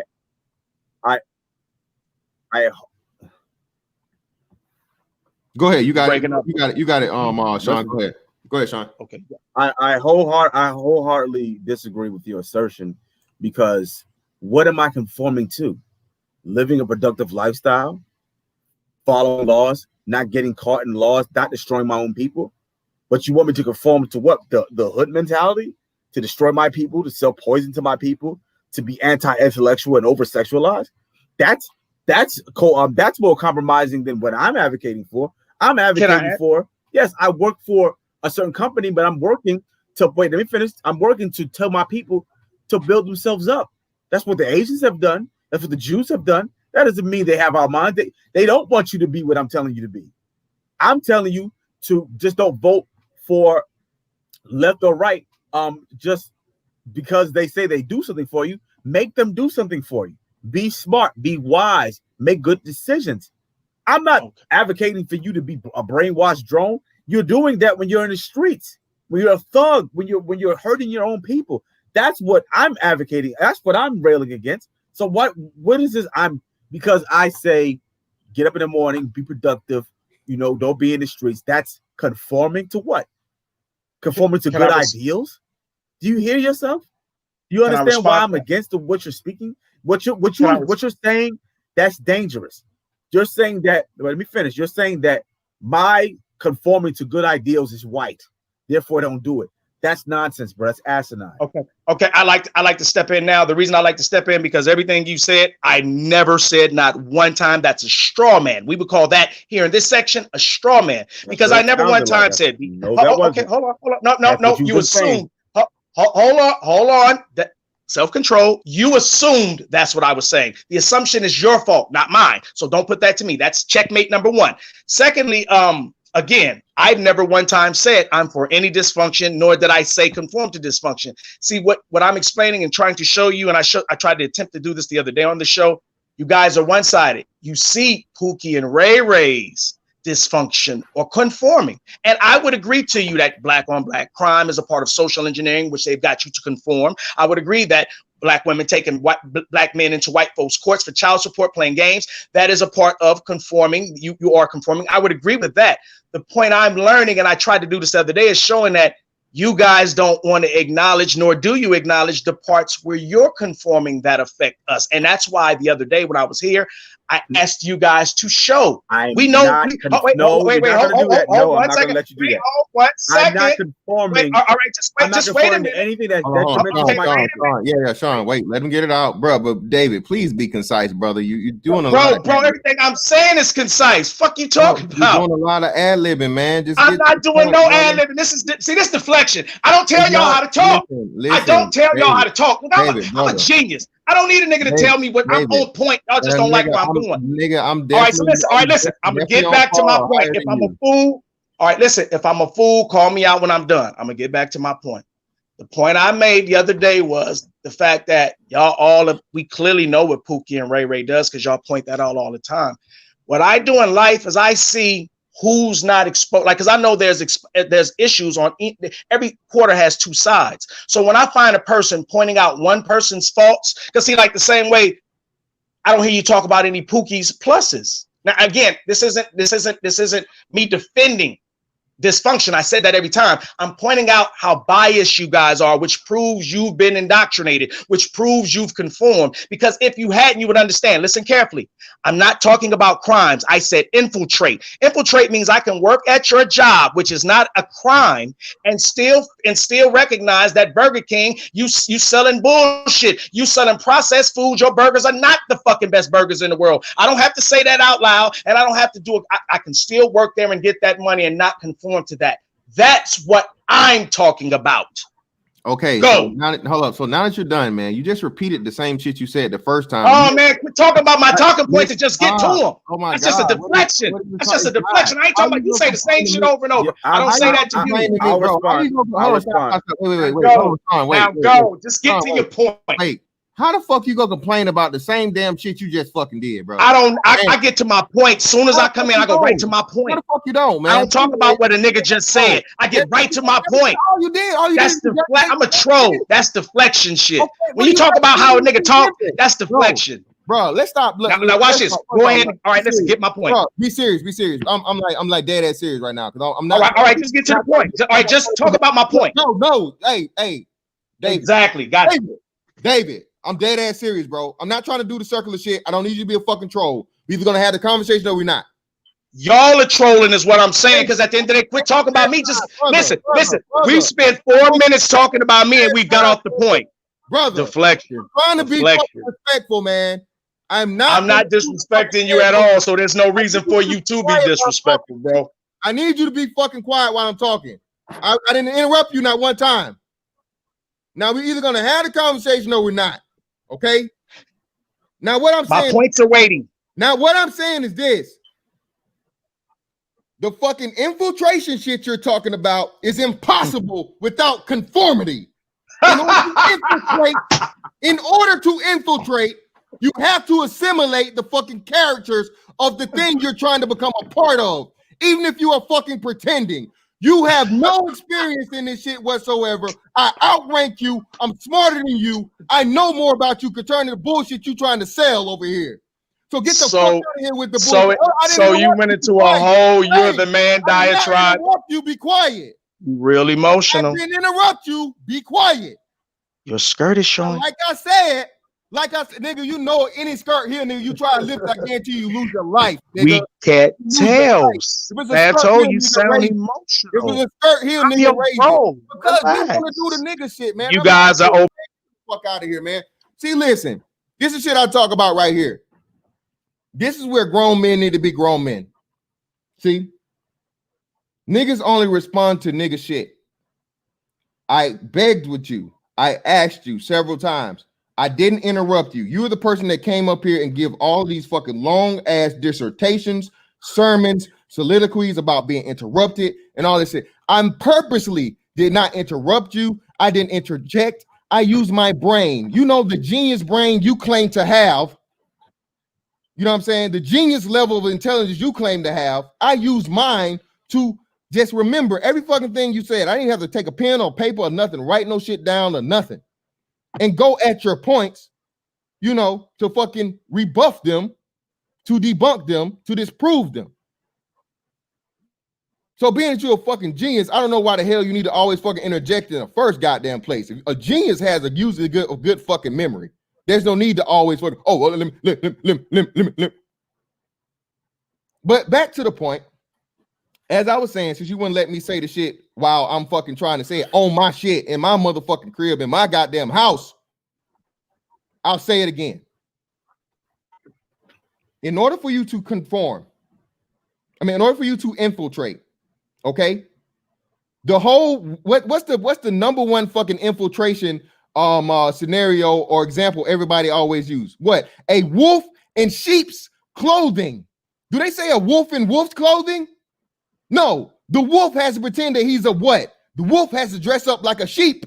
So the sheep will actually believe he's a fucking sheep. You stupid motherfucker. That is conformity. You have to conform to what you're trying to be a part of, even when you're infiltrating it.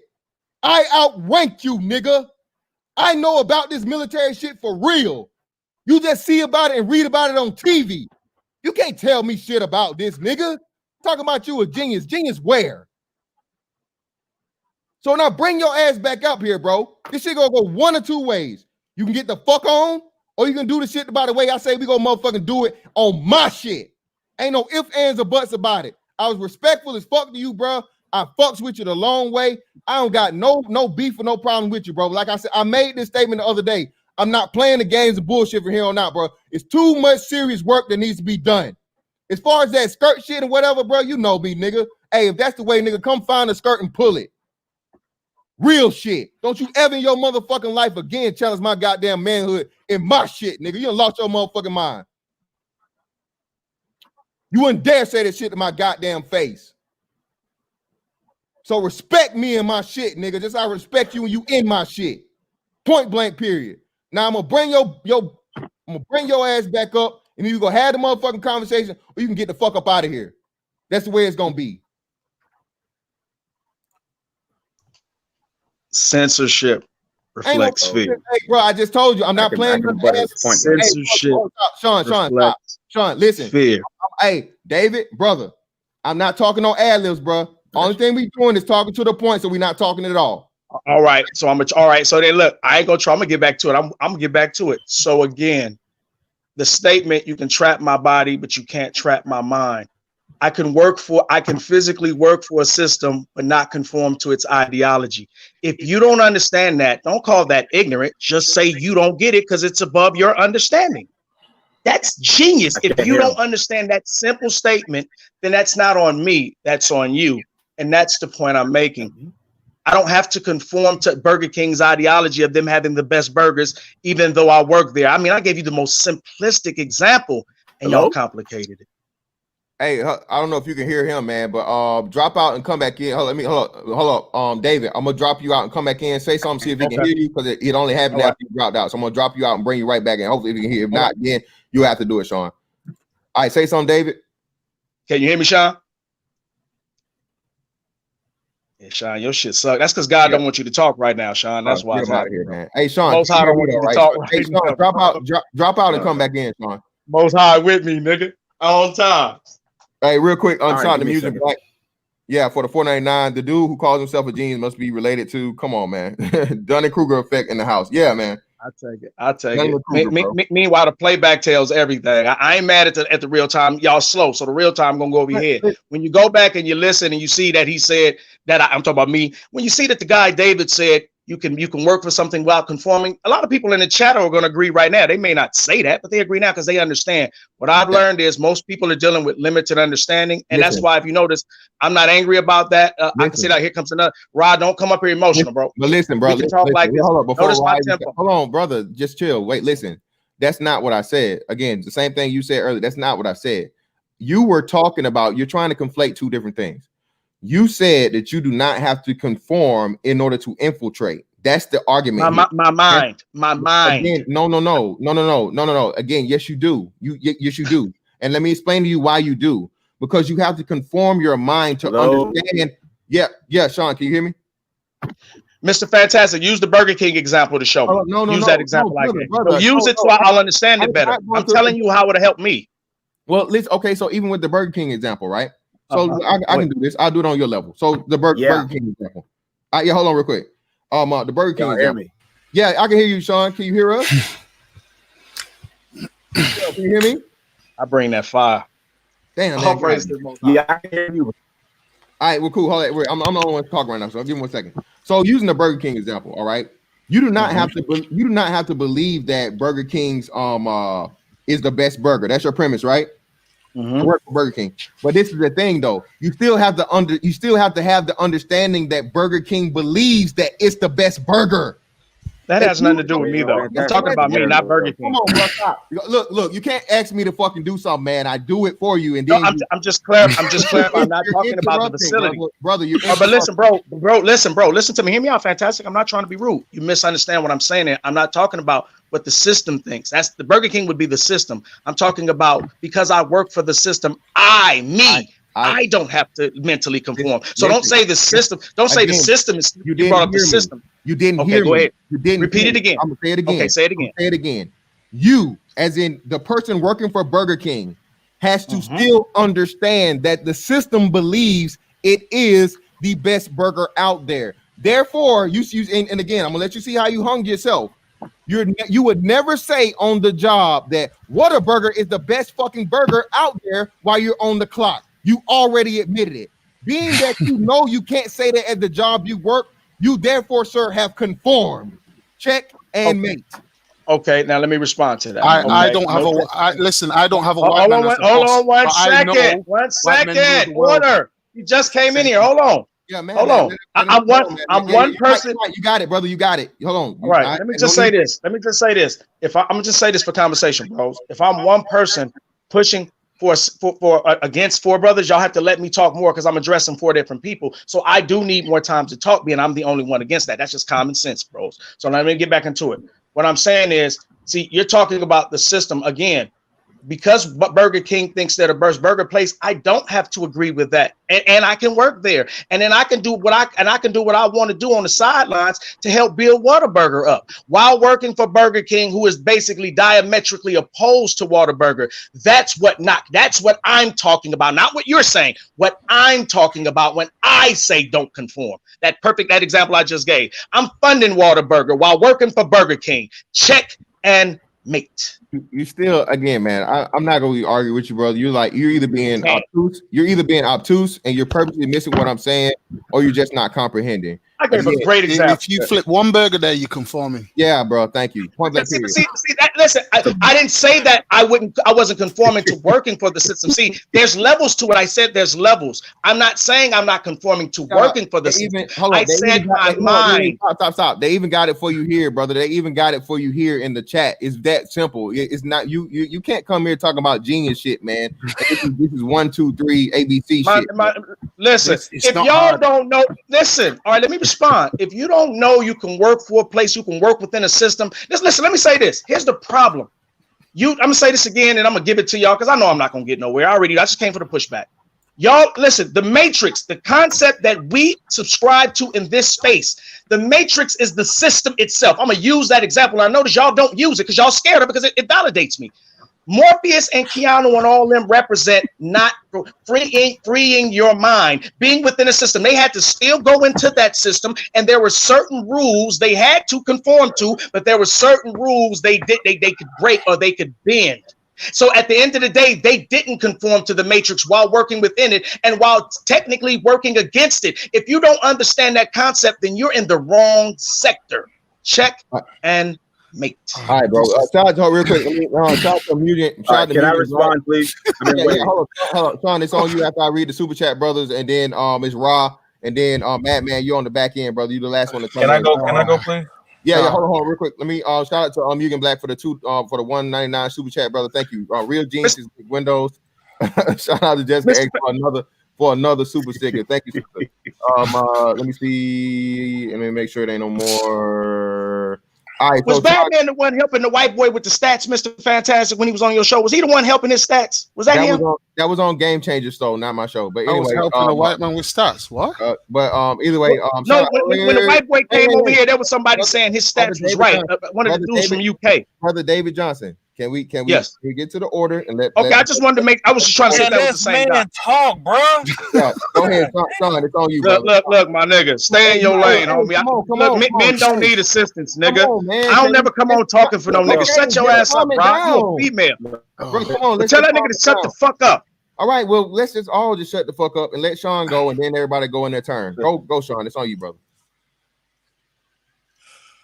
Listen. All I heard from you is you want to work within a system while still being antisocial. Black folks have this, they're enamored with the idea of being counterculture, just for the sake of being counterculture. If you look at other groups in this country who have a mass wealth and power, behave this way.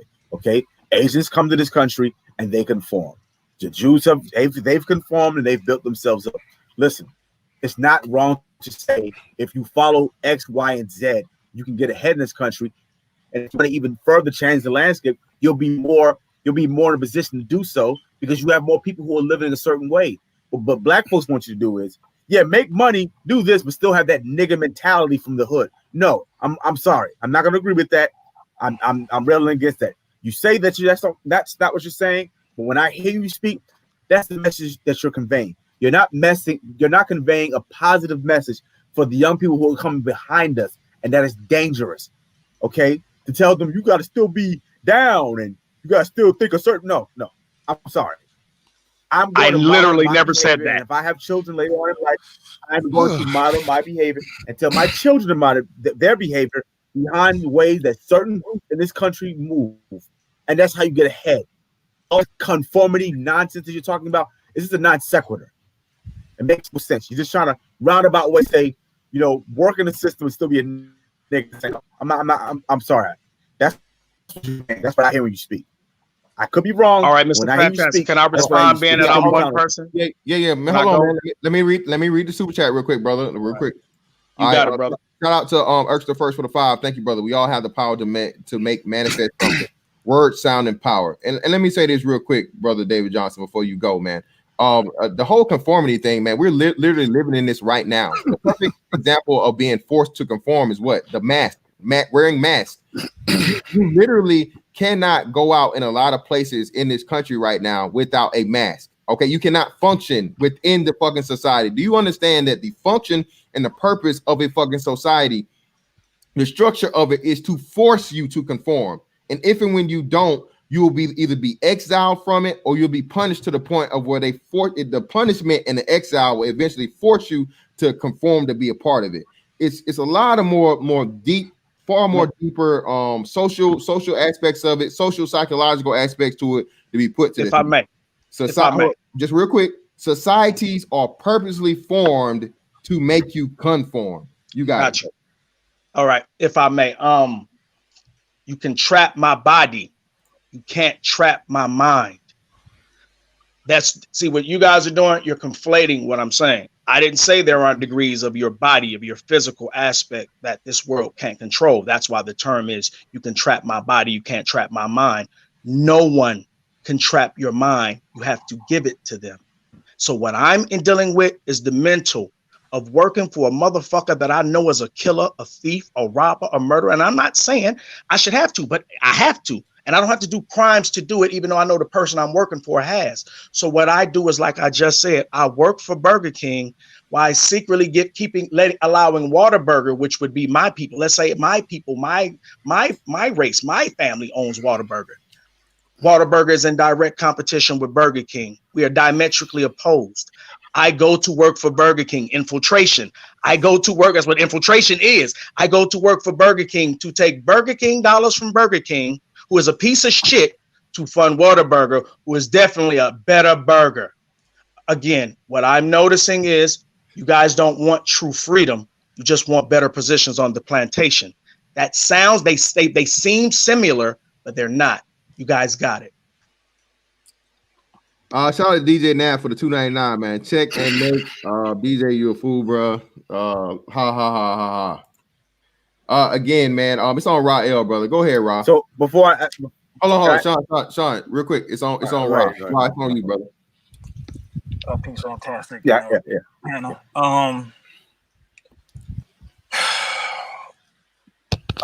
Let me say this. Okay, so we keep coming around to the same point, and the same point is always focused on the productive men. And what we're really seeing is how much the so-called Black community has a problem with productive Black men, because what they don't understand, all the elements that it takes to go into being productive are diametrically opposed to all these concepts that doesn't do anything for Black people as a collective. For example, when they come with the game crap, they talk about game as if it benefits a collective. It does not. Game only benefits individual men who subscribe to it. So we keep doing this merry-go-round thing when the real issue is they have a problem with productive Black men enforcing authority. I've been saying this for a long time. I keep coming back to this idea about authority. And so it really, like you wouldn't even think like this would really be a topic of discussion. Like when they talk about, you're conforming, we got over 100 years of pro-Black ideology that has come down the pike, starting with Marcus Garvey. Now, last time I checked, because if you're going to be pro-Black, then really be that shit. Because when you're talking about being pro-Black, then that means you should be trying to build institutions that represent that Blackness, like Black-owned banks, like Black-owned universities, Black-owned hospitals, Black-owned real estate companies, and things of that nature. And so at the end of the day, we can look at a lot of Black organizations. Let's take the Nation of Islam, for example. They've been in existence for about 80 years. Where's their bank at? Where's their hospitals at? I don't want to hear any excuses because last time I checked, Farrakhan have on nice suits all the time. So you can't say it's not, there's no money there. But when I look at Jewish people, for example, I see all types of Jewish hospitals built around their religion and their culture. So what they're trying to do, a Muhammad Ali rope-a-dope. They're trying to say that because you're being productive and all the things that go into being productive are centered around being, structured type thing. They're trying to say that it's a white thing to shame you into not criticizing the niggas who ain't doing shit. That's exactly what they're doing. And they're gonna keep coming. What they don't realize is that the way that the conversation is right now, it's at a different inflection point. Many black men who came to the manosphere came from the pro-black side of things. So clearly that didn't work. There was no unity based on blackness. If it really did exist, we would have never had to have the manosphere. So now they're trying to have the same type of conversation back in the pro-black sector, but there's a whole nother sector that has been created that's beyond that. So if you're going to come over here and try to sell blackness, you got to start at the inflection point in which we were disgusted with that. And if you're going to come over here with the same shame and tactics that the pro-blacks do, who are not productive either, who have not shown any ability to be productive from an economy standpoint, because niggas could tell you all about a religion, they could tell you all about history, they could tell you about Project Mockingbird and all that, but a nigga can't tell you about a financial sheet. They can't tell you anything about personal credit. They can't tell you anything about business credit. They can't tell you anything about grants. They can't tell you anything about nonprofits. All the things that all the other smart people in the United States use to advance their families from an economic perspective. If I may. No, thank you, Rael. I salute you for that whole laundry bag of straw men. Nobody here is literally defending or encouraging dysfunctional behavior. Nobody here has said, let the men sell dope. Now, I'm talking about as far as on this panel today. Nobody has said be ignorant. Nobody here is, I clearly haven't said that. Nobody here is defending that. See how y'all make the straw man? Because see, this is what I'm showing you. This is why I know you're biased. This is why I said the other day, a counterweight proves if a person is balanced. Imbalanced people are not well-rounded people. You can't, you're going to end up running into a bump with them because they're not well-rounded. So my point I'm making is nobody's defending dysfunction yet. If you notice, you, the guy, Sean, you guys keep going. You're so biased in your mind because you're like a dog with a shoe who can't let it go. Nobody literally has ever said, let dysfunction go. Let's do it. Even when I came up here now and I say, then what are you saying? Hold on, wait. Wait. Point makes no.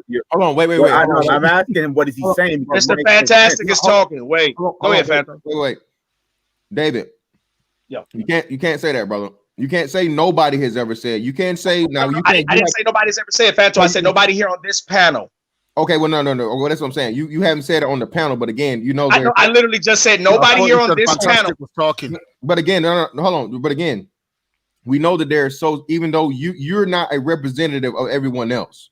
So again, even though you may not have said it today, it can still be a fact and that of its existence and that it has been said plenty of times and defended. That's our whole premise. We're not just talking to you, brother. Hold on, wait. Okay. We're not just talking to you. We're talking about the premise that you're defending by multiple other black men that come up and say just that. We have to. Okay, see, that's where you. All right, listen, Fanto, that's where you go wrong. I'm not defending a premise of dysfunction. I literally keep saying that, but notice how you keep setting me on that right. Listen, okay, so I'm not. Okay, so listen. Well, he ain't asking the right question. Saying it, but he is defending it. Yes, he is. Wait, Rock. Yeah, he's enabling it. Hold on. So that we on the same page because Sean's about to ask the same question. So what are you defending then, brother? I'm not defending anything. I'm explaining. So let me explain what I'm explaining. You don't, one more time, in case niggas missed it. I'm gonna show you how I've been on point the whole time. To infiltrate, you don't have to mentally conform I keep giving the Burger King example for you guys to be thinking, man, you guys are mighty slow. I keep using. Hold on. I literally said Burger King, Whataburger diametrically opposed. They're basically, let's say, food economic food business. The whole panel for what? Hold on, wait. So David, let's do this. David, hold on. Let's take the panel. Let's take the panel out of it, David. Let's take the panel out of it. You got people in here that were shouting you out. You had somebody that super chatted you and all these other things, right? So it's people that know you in this space well as me, or maybe even better than me because you've been here longer than me. So let's put it to a vote, okay? All right. So I don't want to do I don't do votes. I don't want to do any votes. I want to just talk. I'm not going to do any votes. Listen, people don't even know the Bible is just the Israelites. So I know people don't know that much. This is why I'm teaching them. I don't do votes among my students. But you're using a very well. You should use a vote amongst your students. All right. Listen. Let's just so you're saying we're your students now? Dude, come on, now. Let's just say, listen. Nobody has disproven my talking point. That's why y'all doing a whole lot of deflecting and dancing and filibustering. Again, I'm gonna say this again. So, all right, listen. Let me ask Rael something. Fantastic. Let me ask Rael something. Rael. Let me ask you something, Rael. Okay, let me ask Rael something. Rael. You've not even said anything I've said because I've not even said it yet. Okay, hold on, man. Rael, do you have to mentally conform to a system just because you work in it? These blanket statements are ridiculous. Hey, bro, what the fuck is with niggas holding other niggas nuts? Let people speak for themselves. I ain't nobody helping me. What does that mean? Girls, go ahead, Rael. Yeah, exactly. What does that mean? Thank you. Rael. Man, look. Listen, you was raised by your mama, wasn't you, bro? You was raised by your mama, wasn't you, bro? I'm gonna do what you do. I'm gonna do what you're doing. All right, so listen, I'm gonna try this again. I'm gonna put your troll aside. Rael, you got it. Go ahead. We all have to conform. I didn't ask you that. Period. I asked you, do you have to mentally conform to something just because you're physically there? Yes or no? It's either yes, you always do, or no, you don't. I've said I made this statement before. There's a difference between a slave by condition and a slave in the mind. I use the movie Roots as an example. Kunta Kinte kept running because he knew what freedom was. His wife asked him, why did he keep running? And he said, because I know what it's like to be free. So again, that's a yes. So is that a yes? Okay, I just need a yes or a no, then you can go into your diatribe. Let me finish. So it's too easy. The men that's over here, we're free in thought. Because we're not going to just go with the same line of reasoning that black people collectively have been going. Who said that? No one said that. We're free in thought. You're saying that. But we're definitely. I asked you, do you have to mentally conform to something because it has your body? If I'm in jail, do I have to mentally conform to being in jail, or can I take my mind somewhere else? But this isn't hard, fellas. This isn't hard. I'm whooping y'all ass, and y'all gotta stop. Hey, it's because you're making an argument that by criticizing non-productive black men, I never said that. White man standard. I never said that. Hold on. Hey, it's on Madman, bro. Madman's been patient. Okay. He got it. Go ahead, Madman. Okay. Listen. Everybody confirms, from me to Mr. Fantastic, to people on this panel, to government spies, anybody who's infiltrating something, especially an enemy, they have to conform. What you don't have to do while you're conforming is pander to people. And I'll happily explain the term pander because I don't want to give a blanket statement. You don't have to kiss ass in the process. For example, if your boss is taking a shit, you don't have to be there saying, do you want me to wipe the left cheek or the right cheek? Yeah. But make no mistake. Yeah. If you flip a burger, if you fry some fries, yeah, that person who's over you, yeah, you're going to have to conform. This mind talk means fuck all while you're conforming. Yes, you can take your finances when you're done at the end of the day and go and build something else. But this mind talk don't mean shit. If I drive in that drive-through and you're there serving me the monster, whatever your name is, you're conforming. My mind's intact. My mind. That don't give no shit if you have to serve me a burger. This shit ain't hard. If I may. Madman, I thank you. I thank you wonderfully. Let me do my check and mate dance. Let me do the check and mate early. Let me do the check and mate dance for a minute. Check and mate. Check and mate. Do the check and mate dance. Thank you, Madman, for that. High level. All right, listen, Madman, thank you for giving me the best example. Calories. All right, got it. Listen, Madman, thank you for giving me the example. Spies. Thank you, Madman. God is good. All praise to the Most High in Christ. Spies infiltrate and don't conform to the enemy government they infiltrate to unless they flip. Most spies end up going in, getting the intel, looking like they're a part of it, but the whole time working against it. Check and mate. Short and sweet and simple. The simple will confound the wise. You're wrong. Yeah. Hold on, let me have it. Yes, let me have it. You see how easy I get them? See how riled up, baby? That's how you know I'm the nigga. There are plenty of spies who defect to the other side. Yeah, let me have it. Rob, hold on, Hold on. Let me have it. Yo, let me have it. Wait.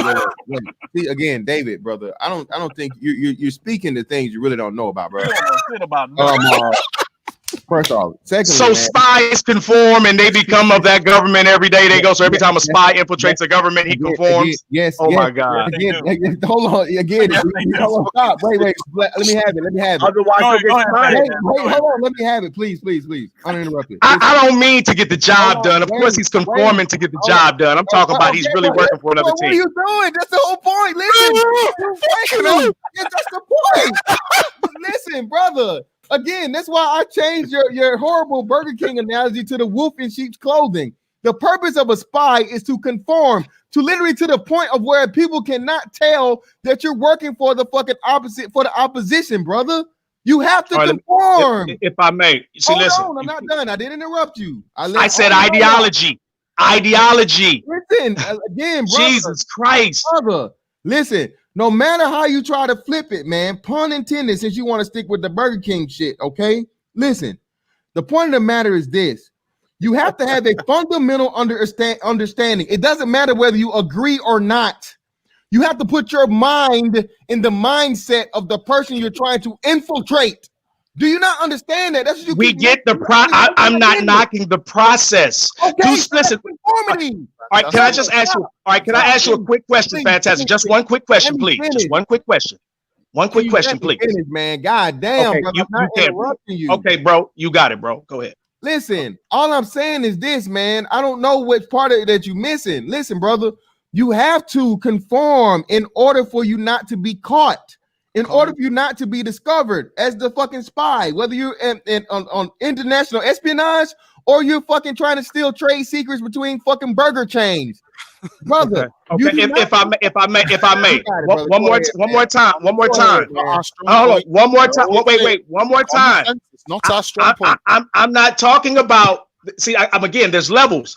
I'm not talking about you actually working in the Burger King. The Burger King is the system. You can't get around that. So I'm not knocking that part. What I'm talking about is what I just said. Because I'm working at the Burger King doesn't mean I can't undermine it. That is what a spy does. A spy doesn't come to help that government. It comes to hold on. It comes to assimilate, to get data and gather intel to bring down that government. So hold on. You just said you didn't interrupt me. You just said I'm about to finish. I'm about every time because you know where I'm going, so you interrupt me. Man, and I just gave up from begging you. All right, but I was about to finish my last sentence. Okay, well, I'm not gonna let you because I gotta point out the fucking main word you just said. Nigga, you just said assimilate. You just said assimilate. I said, all right, listen. I said. You're talking about physical assimilation. I'm not debating that. Hold on. I'm debating mental assimilation. A spy physically assimilates to blend in. I'm working at the Burger King. That's apparent. I'm talking about, but the whole time I'm working to undermine that bitch. That's the difference. Y'all working to help these niggas, not undermine them. When I say these niggas, I'm talking about the dominant culture. I'm talking about the dominant culture, tech and mates. In the process, you are helping, whether you like it or not. So you might not be helping forever, but in that process to work there, you are helping. You're putting finances. Nobody's debating that, bad man. But the whole time, I'm only there to overthrow it. I'm not there to assimilate and conform. So you're saying for you individually, Morpheus used the system while working against the system. Your plan is to overthrow the system, and what you're going to? Can I say something, please? No. What are you My plan is to infiltrate the system, like Keanu did. He inserted himself into the Matrix. You don't understand. He did not overthrow the Matrix. No, he did not. He told them specifically the prophecy was wrong. They were not supposed to destroy it. He did not overthrow it, bruh. I know this shit. He did by him letting Smith enter inside him. Remember, hold on. He was fighting Smith the whole time, and then he figured it out. Let Smith come inside so I can use Smith to get back into the system. He's full of shit, bro. Let me get my point out. Full of shit, bro. But I'm gonna go on mute. Y'all got it. Y'all smart. Y'all got it. Let me get my point out. When he accepted Agent Smith for what he was, that's when he became the most powerful version of himself. It was at that point you saw the fear in the agent's eyes because he accepted it. He stopped trying to fight it. That's black people. He infiltrated it. Y'all talk like y'all got all these weapons. I've been saying infiltration the whole time, literally. Got all these weapons. The Matrix won. I've seen all three of them. The Matrix won. Like you in the most supreme position to fight something when you don't have shit like that. It came to a settlement in the Matrix story. Revolution shit. You're gonna get people fucked up out here. You're gonna get people killed for trying to do some shit that's unnecessary. So you have mentally conformed. Don't have to have a physical revolution to win at this fucking game. So we need to mentally conform according to y'all. We should mentally conform. Checkmate. Did not white people come to Egypt and other black nations and learn from black people? Thank you. Real quick. Shout out to hold on. It's on Sean. Go ahead, brother Sean. You got it, brother. Listen. I don't. He's just speaking a bunch of gobbledygook. All I'm hearing is he just wants us to be anti-social and anti-counterculture. Listen, no matter where you go, if we had shut up. I'm talking right now. If you had an all-black nation, if we went back and built Wakanda, there would be values and there would be laws that people had to conform to, no matter where you go. Okay. So you're just trying to call us white and coons when you're doing the same thing that we're trying to do or we are doing. Okay. It's like when Keith gets up here, talks all this black power stuff, and then he has to, hi, my name is Keith. How can I help you? You're full of crap. All right. Stop it. I don't know what you're ad hominems. I thought that's what Pookie do. You're preaching. No, because all guys like you do is lob ad hominems at us, calling us white and coons. We got to kill the white. No, listen. I don't know what you're trying to do. I don't know what your purpose is, but you're not going to overthrow the United States government. This is the best country on earth for black people all over the globe. We live the best lives of all black people on earth. Okay, Mr. Johnson, good white folk. I'm for improving the system and making it better. But I'm sorry, because what you're trying to do, you're going to replace it. We're going to be under a communist regime, and then we're really going to be in the hole. All right. You don't want to be living over there in China. He gives me sleep. He gives me food. Listen. Hold on, man. All these monsters you talk about how bad this country is. You ain't left yet. Why you ain't left? Exactly. Hold on, it's so man. bad. Why you working for the white man? Why you ain't left? Hold on, real quick. Hold on, let me leave. Go back to Africa. Hold on, let me have it real quick, man. Let me hop back in here real quick. That nigga's watching too many goddamn movies out here, bro. Yeah, man. Listen, bro. Listen. Art reflects life. Movies are great. Well, listen, brother. Go to Africa. This is what I'm saying. And black people's art showed that they on some fucked up shit. Yeah. Listen, bro. This is what I'm saying. People like you. Hold on. Let me have it. Listen, David, brother. I've heard you talk about your struggles as a child of poverty, and you said I think 13 years old, you pretty much been on your own and had to provide for yourself. Get out here and get it, right?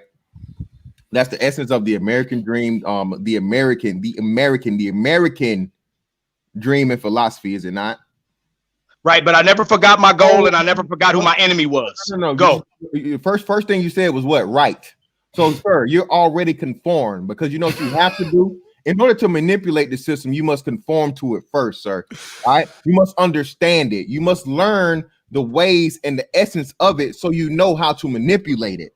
So that's what I was trying to get you to understand, and I'm glad that you proved my point for me by saying, yeah, correct. Being that you say you at least a 6-figure nigga, right? You a highly successful black man. That be me. Exactly, 6-figure nigga. You pretty much coined the term in this space, right? So again, 128 to be exact. Oh, 128K. That's great, man. I can't wait to get there. I'm less than 10 digits off. Listen, I'm less than. Get on in here. Get on in here, my bro. I want you in here with me. I'm almost there. But this is what I'm saying. Okay. The whole thing about it is this, bro. The conformity, bro. Again, you cannot operate in any fucking civilization, bro, without conforming. If you do, you either die or you get forced out somewhere else the way you do. That's not everything you're saying is. I understand what you're talking about. You can trap the body, but not the mind. But again, your mind still has to have an understanding of what you're trying to avoid, bro. You still have to buy in and have a great understanding of what the system is in order to operate outside the system just enough to not get caught as that you're putting on an act. That's the part that you miss.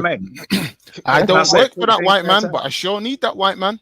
Mr. Fantastic, can I say a quick thing, Fantastic? Can I interject a quick piece? I'll give it like a 30 seconds. I won't leave America. You got it. Okay. All right. The other day I tried to use Christ, Yahweh. His name ain't Jesus, but y'all know him as Jesus. Yahweh. I wanted to use him as an example. The Bible is the best example. I said the Bible says be in the world, but not of it. That is exactly what I'm talking about. If I could simplify it, that's the best way. But now I'm going to expound using who y'all would ignorantly know as Jesus.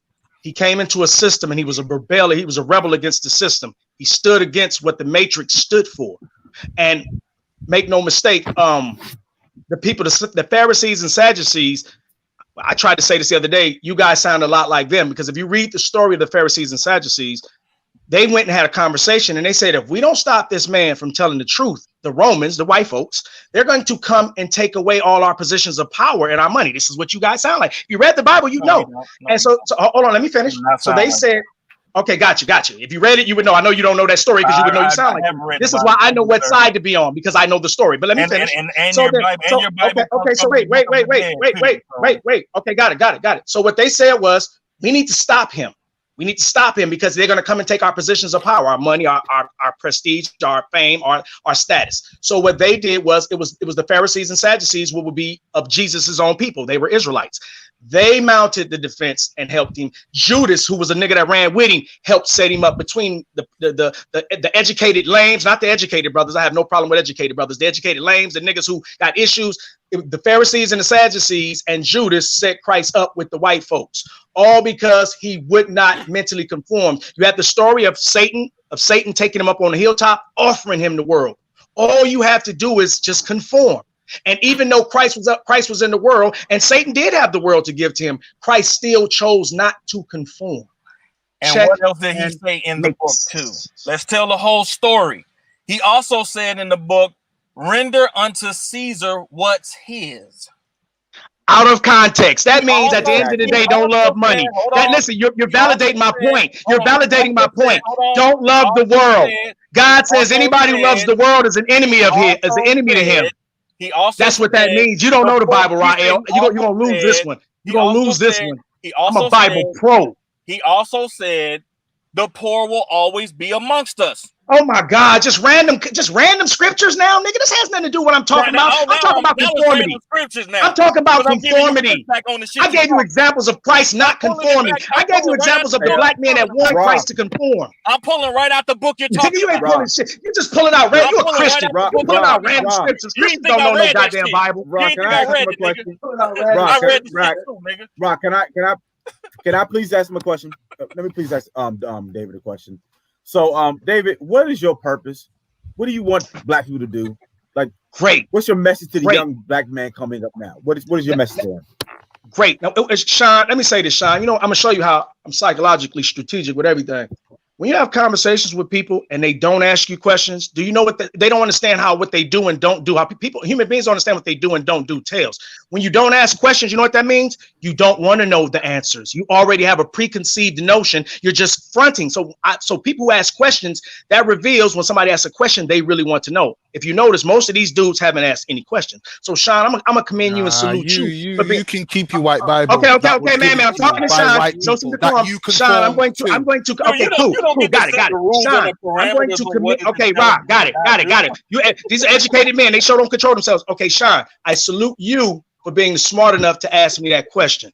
and I'm going to answer it with the same conversation I originally started with, which is dealing with the psychology. If anybody knows, my whole thing is the brain. My whole thing, my main conversations, social engineering, psychological warfare, because I know the brain is what is the key to this shit. So I'm gonna answer your question, Sean. What Denzel Washington told old boy in The Great Debaters, I am trying to free your righteous mind. What Morpheus did for Keanu, I am trying to help you unplug from the world, the system. That doesn't mean we don't use it. That doesn't mean we don't make money, because we are bound to some of the rules, as Morpheus says. But I'm trying to make sure you never give it your mental. Check and mate. Not give it your mental. Another blanket statement. Okay, but you didn't answer my question. By what? How do you the king of blanket statements? He didn't answer my question. He didn't answer my question. Of course he didn't. He didn't answer my question. So I answered that initially. Y'all are slow. I said I am trying to free your righteous mind. Your righteous mind. And if y'all too slow, listen. I thought y'all was educated. Walk away. I thought terms like this y'all understood. I'm supposed to be the Pookie. Y'all supposed to be the smart niggas. Terms like freeing your righteous minds. That evades you guys. No, you got a martyr. I'm gonna go.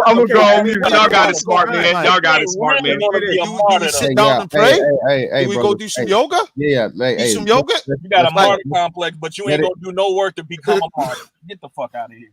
Coming from the man who helped the white boy with his talking points. Yeah, Mr. Fantastic. His talking points are right. I remember you, bad man. You the one who really got Mr. Fantastic in trouble with your helping mass ass.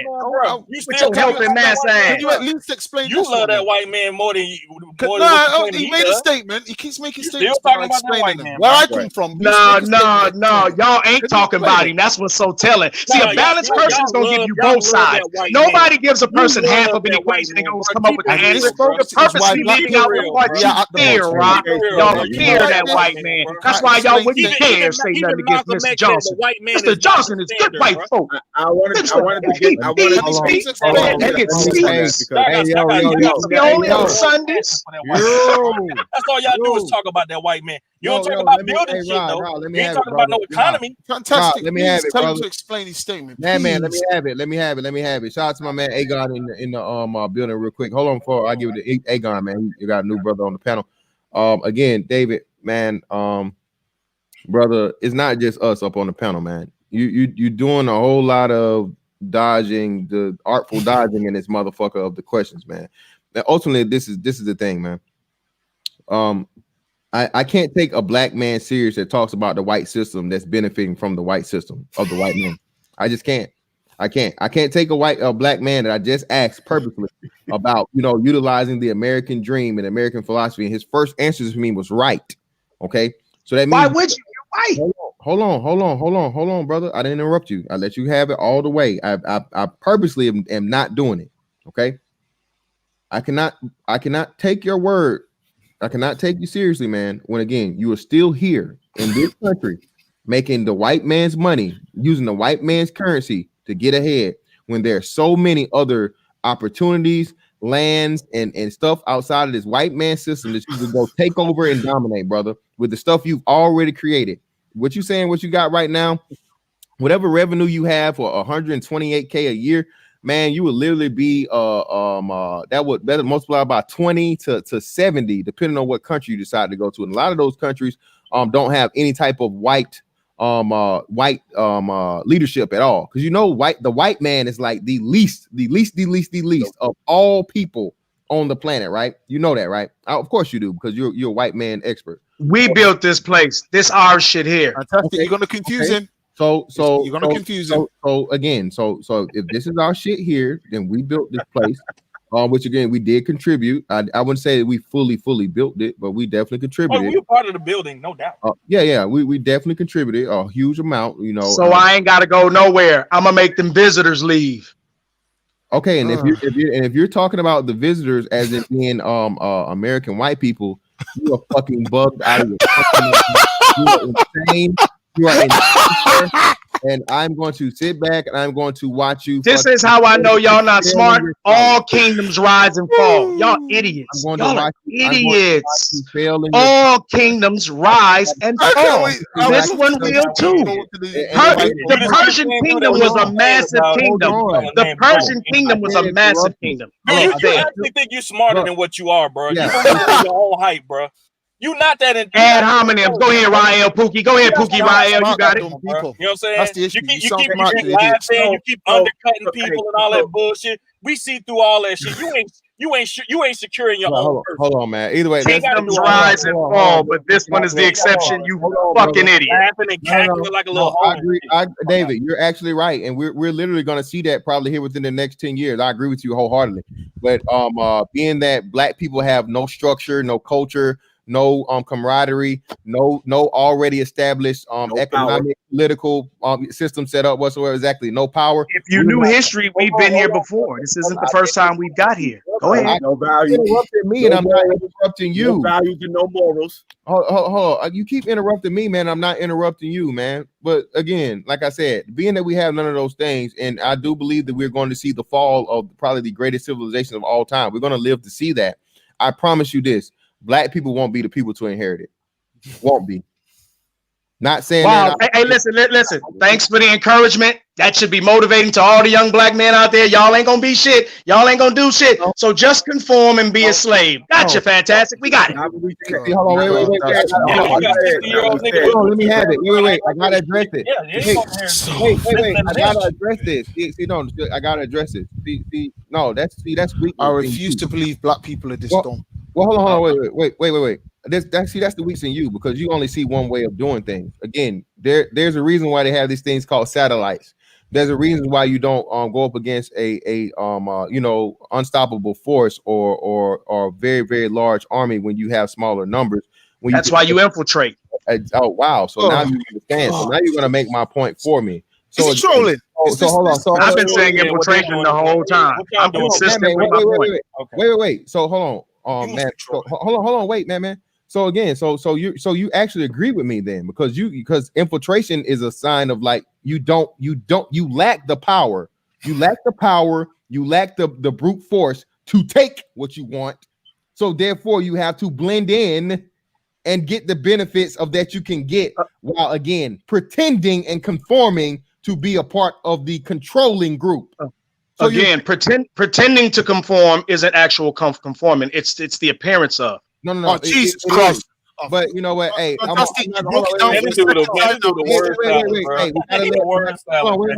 let Agon in here. Agon, what's up with you, brother? You got it, man. Go ahead. What's good, y'all?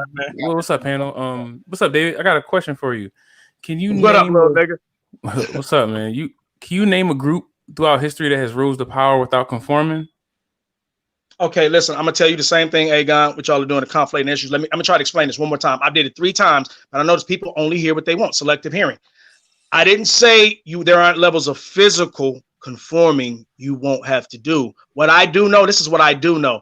I do know I can control my mind once once I've been shown all the levels that has been tampered with. Hey, explain that, sir. Right. That's what we want to hear. Just explain that. Okay, I will. Man, hold on, man. You're the single mother raised niggas, goddamn. You're not specific. Bro, listen, I don't tell y'all. All right, listen. I'm gonna try this one more time. Notice everybody's trying to tell me how to talk. Notice I don't tell anybody how to talk. Do y'all notice that? Everybody's telling me what I should say, what I shouldn't say. I let y'all say the dumbest shit. Hold on. Oh my God, I can't even say that. Hit dogs holler. Yes, you did. Hit dogs holler. You said nothing. Holla. Can I answer Agon's question or no? Can I answer Agon's question or no? Agon, you want them to answer or do you want me to answer, bro? Because they're answering for me. I noticed you said me, but they're answering, bro. You want them to answer? They run, they scared, Agon. That's why they won't let me talk. I'm trying to answer your question, though, bro. Okay, Agon, you're just saying. Okay, Agon. You're just saying things. So now y'all don't want me to answer Agon's question. Okay, Agon, they said no, so I'm gonna go on mute. Y'all got it. He doesn't want to answer it. That's the trick. He doesn't. I literally was trying to answer it. What the fuck is wrong with you, dude? You've got. All right, listen. All right, I'm gonna prove it again. Hey, guy, ask your question again. I'm going to attempt to answer it again. Let him answer. See, look. As soon as I start talking, they start talking. Y'all know. I'm gonna go on mute. Watch them start talking when I go on mute. I'm gonna do this. All right, answer the fucking question, bro, please. I think that's Rael up here. Oh, my bad, wrong one. Hold on, my bad. There you go. Go ahead. Answer the question, bro. Okay, hey, guy, ask me the question again, my little bro. Can you name a group throughout history that's came to power without conformity? Okay, thank you. What I was saying is, Aegon, I said this to them earlier. I used an example of Burger King, me working for Whataburger, but me working against the opposition, but using for Burger King. I am physically conforming to the rules of Burger King. Brother, hold on, wait. Oh my God. My God. You're not this is the nigga who just said ain't nigga. He asked you the question. He heard the fucking scenario 37 times. We don't need to go back through the thing. You're proving my point, man. We don't need you to regurgitate the same shit over and over again, man. Just answer the question. He asked you a question about a civilization. Burger King is not a civilization, brother. Shit. Censorship reflects fear. Man, I'm gonna try this one more time. All right, listen. I'm going to answer the way I know how to answer, not the way I'm not you. You're not me. So I'm going to that's if you notice, I've been proving that y'all want everybody to be y'all, and y'all hot shit. Y'all ain't shit. That's what we're trying to show y'all. I don't want you to talk like me. You niggas could never be me. I am above you niggas. Now y'all like to say that. Well, I'm gonna say that to y'all. That's a fact. Because I would never censor anybody. Because I like to let people say what they want to say. So, nigga, let's get it over with. No, let's get it over with. Let's get it in. That's what I'm talking about. Stop. Let's get it over with right now. Right here, right now. Let's get this shit over with right here, right now. Because look, bro. Let's do it, Pato. Listen, you at best you're a troll. On your best day. Okay. But I'm a genius troll. Wait, I've demolished you time after time after time. Never. I bet $5,000. I made a $5,000 bet that anybody go get something I said that was totally ignorant that you went and tried and it did not work. It blew up in your face horribly. You did it exactly the way I said it and it blew up in your face horribly. I have $5,000 to anybody that can pull that off. Mr. Fantastic, I've never heard you make that bet. This is my first time hearing you make the bet. I said it on Ramil's while you was there. You're a liar. I said it on Ramil's. You can go back and find a playback. And secondly, I'm very astute. Okay, and secondly, no one would take you serious because you talk in circles enough. The motherfucking way. But they know I got that money though. Yeah. But they know I got that money though. Okay, now who don't? What's all right, so then let's listen. So listen, I come from the era of watch this, Mr. Fantastic. How many dudes would you think? I'm gonna show you how y'all full of shit. How many dudes you think would come up here to talk if they had to pay? This is how I know everybody. This is why everybody. This is politics right now. Everybody shouldn't be up here talking. I think niggas should have to pay. Then we'd see how important all these opinions and feelings are if niggas had to pay. Matter of fact, I'm gonna make that decree. I suggest everybody from here on out, anybody who has a goddamn opinion, you pay to say it if it's that important. If what you're saying is that powerful, let's see how much you believe in it. If you'll pay for it, I'll pay for everything I say. Let's go. Does that sound like an idiot, or does that sound like a man with purpose who knows what the fuck he's talking about? That just sounds like a nigga with a whole lot of money. Then put it to the test. Sounds like a nigga with a whole lot of money to lose. Then put it to the test. I'm about testing things. Okay, not what people say, testing things. You failed every test. No, I ain't failed shit. Nigga, listen, that's trolling. I ain't failed a goddamn. That's true fact in the matter, bro. Ain't nothing factual about what you said. That's your opinion. You haven't beat me in one discussion. I've said what I've said to you 37,000 times. And again, y'all are literally saying spies conform and become of that government. Or you do not. Or you the playback. They do. Or you do not. Or you do not have the mental capacity to understand what I'm trying to. Oh my God. Me, it's like a substantial amount of people that are 160 people deep in this chat are saying also, brother. It's not just me. Okay. So wait. So hold on. So let me ask you this. So a lot of people can't be fooled, Mr. Fantastic. The odds of 160 odd people and you being the only man, right? That's extremely rare. Hey, listen. Let me ask you this. I'm gonna prove you know what the fuck you talk about. I'm gonna prove you know what the fuck you talk about. Ready? Would you say the majority of the people in the world are smart or dumb? Dumb as fuck. So then you just made the same analysis that the small minority can't be right and the majority be wrong. But then you just said the majority can be wrong. Check and mate. Fuck with me, boy. You can't fuck with me, boy. Now go ahead with that dumb shit. I'm listening. The good thing you are is the best thing about you, bro, is you're your own hype man. That's the one benefit I will give you, brother. If you definitely don't know when to shut the fuck up and when to stop listening to you, put your own battery in your own back. But secondly, getting to the real aspect of this My life reflects different. In your opinion. But anyway, and again, no, these are facts. Your life wouldn't reflect difference. It would just further confirm what I'm saying. You believe my life can't be wonderful if I'm an idiot. It's a lot of fucking rich idiots out here, brother. Money doesn't. No, I didn't say rich idiots. I said my life can't be wonderful if I'm an idiot. You see how you just associated rich with wonderful? Money don't buy happiness. Check and mate again. Keep it simple, and you will confound the wise. Again, you made it that because you had to tell us down to the exact dollar amount of how much money you had. So that I'm pretty sure that would be must be a part of your. So then you assumed incorrectly. Check and mate. Okay, so how would I assume? Why would you bring it up? You know what? I would never fucking mention out this motherfucker. I wouldn't mention shit that I don't think is important to success in my life. I'll keep it to myself. One more time. I don't know very many idiots who have wonderful lives. You got it. And again, wonderful is what? Subjective. Exactly. According to who? Wonderful according to who? Because I'm pretty sure your life is quite shitty if we was compared to, let's say, Robert F. Smith. All right, listen. If we're going off according to how I talk, I have a great life. Everybody does. Whoever. No, that's not. Look, another lie. Everybody doesn't have a great life. I'm gonna go on mute. No, that's not what. No. Everybody says that, sir. Everybody claims they have a wonderful life. You know what I mean? Until they. Now you changed it. You didn't say claimed at first. You said everybody has a wonderful life. Go ahead. You got it. See how context works. No, but see how context works. But see, that was a different context. See how it works. I literally said everybody says that. That's what I did say. You can roll. When you first said it, you didn't say it. You said that the second time. I did. I said everybody says that. That was the first thing I said. Everybody says that. Everybody claims that they're just king ding-a-ling and king of the hill and everything's so perfect and happy this, rich that, all this other bullshit, right? Yeah, everybody claims that until you really pull let's see how smart you are. Mr. Okay. Fantastic. What does true contentment come from? I'm gonna see how smart you are. We're gonna see what your psyche like. What does true contentment come from? It comes from within. It's only what you determine it to be. Okay, no. All right, let me help you out. That's not what I meant. I can agree with that. Well, how do you establish it? Okay, wait. How do you establish it? You establish it by doing the things in your life that's necessary to gain the contentment that you're looking for. Okay. That's a cool statement. I'll allow it as number 3. I'm gonna show you why I'm smarter than you. I'm gonna show you why I'm smarter than you. Okay, listen. Understanding is what brings contentment, and I got that in spades. Check and mate.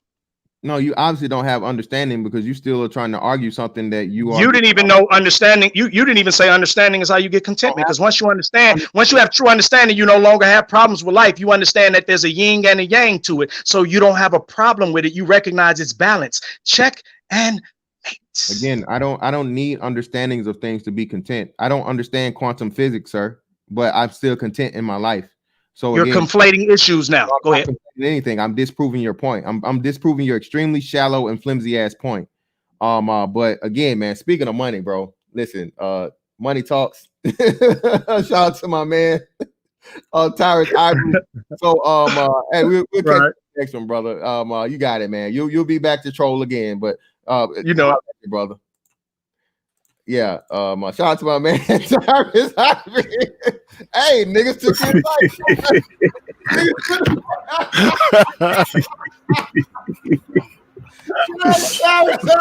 Finally. Oh God! Oh God! Thank you, Tyrus. Y'all ain't shit, man. Thank you, Tyrus. Oh God! Now hold on. So this gonna be the real test. Oh, this gonna be the real test because the nigga live up to his own words. He either go match that 50 to get back up here, or he go match this bitch with a 100 ball to get back up here. I'm just waiting to see, guys. I'm just saying this nigga. Oh my God! Words for you, Ivory, man. Check and mate. That guy, man.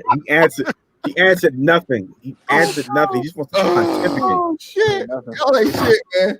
Oh, shout out to Mr. Shane, man. Only George Bailey had a wonderful life, man. Yeah, that shit is crazy, man. Y'all, that avatar crazy. Oh God, y'all niggas. Hey, fantastic. Yeah, man. Fantastic. You see what I'm talking about? Young men don't need to listen to that dude, man. Yeah, man. They don't. They'll never do anything if they listen to that dude. Yeah, man. They don't need to listen to that guy. That whole mentality is dangerous. You gotta still be down. You know what? This is why you got guys like T.I. who's driving Lambos and Lamborghinis. You know, I'm still down with the culture. You know what I'm saying? I'm still out here Like, stop.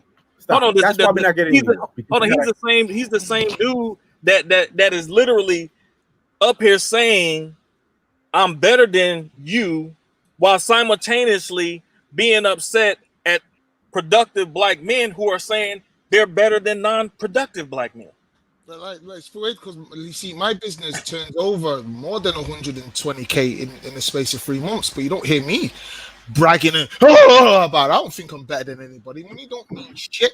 All it means is just I put myself in a better position than others, but it's not really a sign of I'm smarter than anybody. It's just like I've watched the man brag about 128K. Yeah, the majority of the world ain't on that, but I'm sorry, it's hard for me to take a person seriously like that. They're happy that they've got 120. It sounds to me like he's lying, because if you've got something like that, you're not going to really be like, guess what, everybody, 128K, I live a wonderful life. Like, I earn more than that, and I still go through stresses. Like, hold on, you got African countries that have money with black people on the money. Who the fuck cares? Like you can like if he really hated this system the way he claimed he does, exactly. He don't have to build. He could go to another place and be right in the space that is all these things that he's talking about. He don't want to go nowhere. He don't want. Y'all know that the richest black man on earth is a Nigerian. I forget his name. He's worth $60 billion. Right. He could literally just go to Nigeria right now and rock out. No white folk. No, literally nobody who's white runs anything there. Just go there. They never do, because they the ones who love white folks. They're projecting. That's what I said. They're the ones that's kissing up. That's why he's talking about them all the time. Yeah. Shout out to Son is Hot Rob, man, for the 10 pounds, man. And here's an extra 10 pounds to not bring it back up there. Shout out. Rob, man. We got my man, the technologist in here in the building, man. What's up with you, brother? So you cut out. You said something, but you cut out. Okay, we always talking about receipts, right? There you go. Yeah, you got it. Yeah.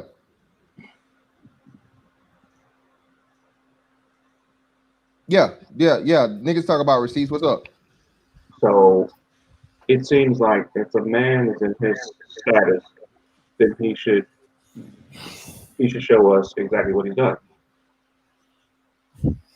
Well, I wouldn't say that. The only thing I would say is this, man, because niggas on here is crazy, and to his credit, like I said, motherfuckers already done tried to, put his actual life out there. So I'm not gonna force motherfuckers to, to show their real actual lives, because I know niggas out here is crazy.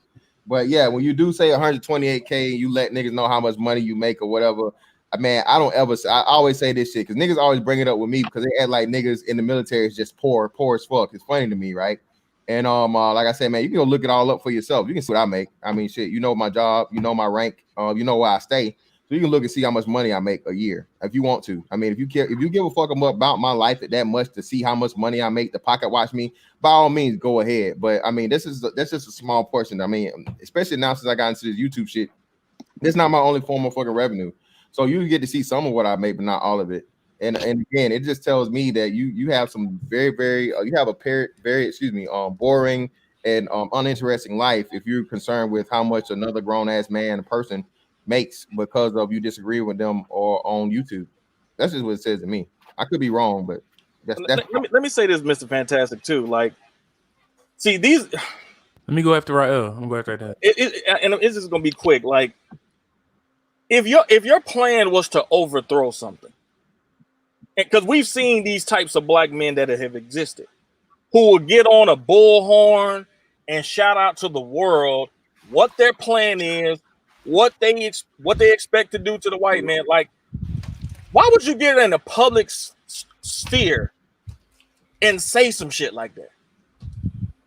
So somebody could actually prepare against you. If you was really trying to plot some like war type shit, you would keep that shit to yourself. Oh my God, Rod, Jesus Christ, thank you, brother. Niggas was telling me this shit when the white boy came through here, whatever. It's like, oh, you let them in the war room. They learning all the secrets. I'm like, nigga, what? Y'all niggas have never ever had any type of military service or any type of fucking actual war strategy in your life. Nigga, you would never in your life put any type of serious black man strategy on the internet. Nigga, even privately. Nigga, they got access to all these servers, nigga. You'll be a fucking fool to record this shit over the fucking internet, man. Right. That the fucking what's that fucking law Obama passed? Where these motherfuckers can literally fucking subpoena the fucking information. Oh, y'all can't think about the I know you're talking about the act. Yeah, whatever act it is. But yeah, I can't think of it right now. I know what you're talking about though. Facebook has already been fucking proved in this. Google too, man. Listen, these motherfuckers act like they don't. And shout out to somebody just told me this shit the other day. They told me this at work. Do you know that if you send anything to fucking internationally, like an email or anything, so like say Madman, right? Madman and me was just bullshitting back on the motherfucking email. Being that we sending the fucking correspondence to each other internationally, that fucking there's automatically picked up by the U.S. fucking NSA. They picks the shit up and makes a fucking snapshot of it, no matter what the fuck it is. Yep. Okay. So again, for you niggas to come over here and say the dumb shit y'all say, man, it just shows me the low level of fucking understanding you have really for the shit you claim you want, bro. Yo, fantastic. Street gangs have a more strict discipline in terms of how they move than these dudes. Street gangs. Shout out to Sight Bud, the Patriot Act. Appreciate you on Sight Bud. Yeah, the Patriot Act. The Patriot Act. Yeah, Patriot Act. Yeah. Yeah, man. Yeah, man. Exactly. That too. Shout out to motherfucking Roscoe, bro. Y'all see how many times these places done got what's the name? And like I told you niggas before, man. Make sure you niggas go on your fucking Google Maps and go incognito mode so niggas can't track your fucking spaces and shit, man. Especially coming up with this what's the name tracking shit. You need to turn your incognito mode, bro, because they're using that shit. Google is already working with the government to give you COVID hotspots and shit, right? So if you don't have incognito mode on and you're just traveling around the city, they are unknowingly to your knowledge tracking your every move, bro. Everywhere you go around. And all somebody got to do is put in your email address attached to whatever Google account you're using that Google Maps on, and they can literally trace all of your whereabouts and everything you do, bro, down to the T. So make sure y'all fucking do that shit. But man, listen, Aegon, it's on you, brother. What's Aegon, man? What's good, y'all? Compromise happens all the time. It's just with a degree. The Japanese got compromised twice because they were so good at it, and they had to conform.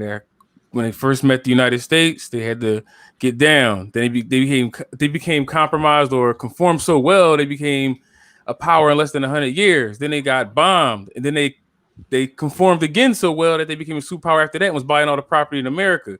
And then it also could happen in a different way where the Mongols, where basically they took over everything, but everywhere they went, their culture changed because they took on the culture of the people that they were under. It's all about how you go about it. Everybody compromises. And the last thing I'll say is that he said something about Burger King's mission statement is having the best burgers. No, it's not. The mission statement is selling burgers, and you're selling burgers, so you did compromise. And that's all I gotta say. Yeah, man, appreciate that, bro. Like I said, I mean, it's like my fault. No, it's on you, Sean. Go ahead. You got it. It's just like black folks want this war. Yeah, black folks want this war and this revolution. We're not strong enough. Even if you wanted to do it, I wouldn't, because I don't think it would end in a good result. But even if you were to say, okay, let's join the revolution and fight against these people, the art of war says, when you're weak, avoid your enemy until you are strong enough to confront him. We're not ready for no revolution. We got black folks who can't even argue logically. Half of them can't even read. They don't read. They're not informed. They're anti-intellectual. They're not disciplined. If you wanted to have an army, you couldn't have an army because you have a bunch of dudes fight. What'd you say to me? Hey, squeeze it. No, bro, like you couldn't even have any order because black folks are always against order and discipline. So how would we even have a revolution when we have people who are ill prepared to do it? Did y'all hear when he said, I don't know if y'all heard this. Y'all might have missed it. Did y'all hear when he said, well, if it was me, I will be doing the same thing they doing. So why are you fucking complaining? Exactly. Again, man. Why are you complaining? Exactly. Again, if you understand fucking war tactics and whatever, it's any means necessary. They're only doing what they're supposed to do as people that are trying to maintain leadership. I mean, rulership. People that are trying to maintain rulership. Okay, it is what it is. That's they're never gonna treat you like them. They're never gonna fucking give you the leg up to make you their equals or their superiors. Like if you sorry, Fantastic. You got it, brother. You got it. Go ahead. Like if you believe pro-black history, the Moors conquered Europe. So Thank the white people were well, they had to basically bow down to them until they fucking flipped the table on them niggas and to get the fuck out of here. Right. What annoys me as well, we need to stop letting people, especially our own people, black people, making statements and then not being able to explain that statement. That man repetitively kept saying, "You've not got to let these, basically this system, take your mind. It sounds nice on a surface level view, but if you can't explain it, all you're doing is talking crap to black people, and then they're walking off thinking, yeah, I learned something today, but you didn't really actually learn anything, because that man literally could not explain that one statement he kept saying over and over and over again. And I just simply asked him, can you explain it? People in the chat were saying, what does that even mean? Right. We need to stop letting people that look like us get away with just saying black statements like we need to get on cold. What the fuck does get on cold mean? Like shit like that. We need to stop this crap. Yeah. Like the Chinese are gonna become the next hegemonic power. They gonna get conformed to our culture because you can't beat freedom. You can't beat the shit. You're gonna have a whole billions of people getting introduced to what freedom is. Nope. After that, you can't put that horse back in the gate. It's a wrap. It changes everything. When they had those protests last year, they had Chinese people over there literally singing the national anthem of the United States. Yep. Like, see, I've been around these types of people, man. They all cut from the same cloth. What they do is a lot of times they try to hype you up. We've seen stories of people on the internet getting hyped up, hearing all this pro-black rhetoric and going out there doing stupid shit. And at the end of the day, they either get handled or they get locked up. And you don't ever see them. I knew people who saw political prison when we was in college. They literally went down to these places, these prisons, and talked to some of these people. And you know what these people said to them? And when they came back, what they said? They said that if they had to do it all over again, they would have did some things differently. But guess what? They got caught at the wrong times in their lives. They got caught when they were young and really impressionable. And we already have this mindset when we're coming through our teenage years. We be on some rebellious shit. Nobody can tell us what to do and shit. And when you have that type of mentality, man, you are ripe. You're ripe for indoctrination, man. And you cannot follow these people down these paths, like, because the same people, man, that are trying to get you to do stuff, like, they're not going to do it, man. I don't know if y'all ever watched this show on it's on Netflix. It's called The Punisher. And the first season, I think they had this group for military veterans, like, to talk about their issues and their psychological issues or whatever. And so it was this white dude that had kind of befriended this younger white dude in there. And so the older white dude was he was talking about how it was so bad in Vietnam, and you know how they did the American soldiers that fought in Vietnam, how bad they did them. And he was just feeding all this negative stuff into the younger dude who had served in Iraq. Long story short, they went on the courthouse steps and they was trying to protest some stuff. And so the younger dude was in front of the older dude. And so when the dude was out there with his flyers, it was a white police officer that came up to him and was like, "Yo, what are you doing?" He was like, "I'm out here, man, practicing my right." He was like, "Hey, man, you got to get out of here." And so he was like, "No, I'm practicing my right." So he didn't know that the older dude behind him saw the police, how serious he was, and he skated off. Like, he didn't even know the dude was gone. Man, that police slammed dude on them steps, locked him up, man, dude was gone. Come to find out, man, that older dude didn't even serve. He didn't even fight in Vietnam. He was in the military, but he hadn't even been in the fight. He literally did not fight. He had some desk job. But he pumped him up. Yeah, hey. To really be on that shit, only for him to find out, like, man, dude wasn't even on it. Like, exactly. And listen, Rod, that's another big thing too, man. I got a stream coming up for that next week, about rumors and lies that niggas believe and sell to each other, man. This whole shit that happened in Chicago, bro, was because the first lie they told was that, it was a young boy. He was only 15, 16 years old, and the cop shot at him just for no reason. and it's a fucking grown ass man, 20 years fucking old, shooting at the cops. The cop shot back, and the motherfucker got grazed and shit. He didn't even get like mortally wounded or some shit. The motherfucker didn't die. But niggas use that lie, the rumor, because it's backed by the same shit you talk about, Rob. White man bad, white man bad, white man fault, white man this, white man that. Let niggas fucking pump them up for the fucking bullshit, for the failure, for the fall, man. And we gotta stop this shit, man. Again, just this fucking victim mentality. This you just after me because I'm black mentality. Like, no, motherfucker, there are laws. If you break them, you have consequences. You don't get to fucking determine whatever the fuck like happens. It's there. Ignorance of the law is not the excuse for breaking the law. But like I said, as niggas, we always make these stupid ass excuses and shit, man. Shout out to Ramil. And did y'all notice that the entire time he was here, he kept trying to living correctly as white. You know, you're mentally compromised because I go to work, I get up on time, I don't complain about my problems. I'm not out here complaining about the white man. That means I've been what is it? Mentally, what's the word he kept using? Plantation. I keep forgetting what the plantation shit or whatever the fuck he was saying. Mentally conformed. Like my mind is gone, but yeah, I was mentally conformed because I'm doing the right thing. The same thing that he's doing, by the way. And you notice he's not even put 50 back in to get up. Yo, that nigga's on 18K before taxes. I'm telling you. Stop it, man. I'm telling you. He ain't got that. Hey, man. I'm not gonna doubt the man's pockets, man. Whatever he say he got in his pockets, man, I'm gonna leave it. But shout out to my man Tyrone again. Tyrus Ivory again, man. Appreciate you, brother. And we about to get into this thing, man. Hey, I got a shout out to the man Sean Styles, brother. Again, I greatly appreciate your input in the story today. I need you niggas to do me a favor though. I've learned this for the best of them, so I'm gonna go ahead and do this right now. I need y'all to do this for me, man. I need y'all to fucking click this link right here. All right, bet. Watch. Let me help you out. Let me help y'all niggas out right now. Help y'all out right now. All right, I need y'all niggas to click this link right here. All right, I'm gonna put it in the chat for you. Let me help you out. Bam. Wow. Click that link. Bam. Wow. Click that link, nigga. Click the link. Click the link. Click the link. And I'm gonna see y'all over there, man. Like, watch this little video I got about the brother Akon and Young Jeezy trying to make it easy. See y'all niggas in a second, man. Pull up over there. I'm out. Holla.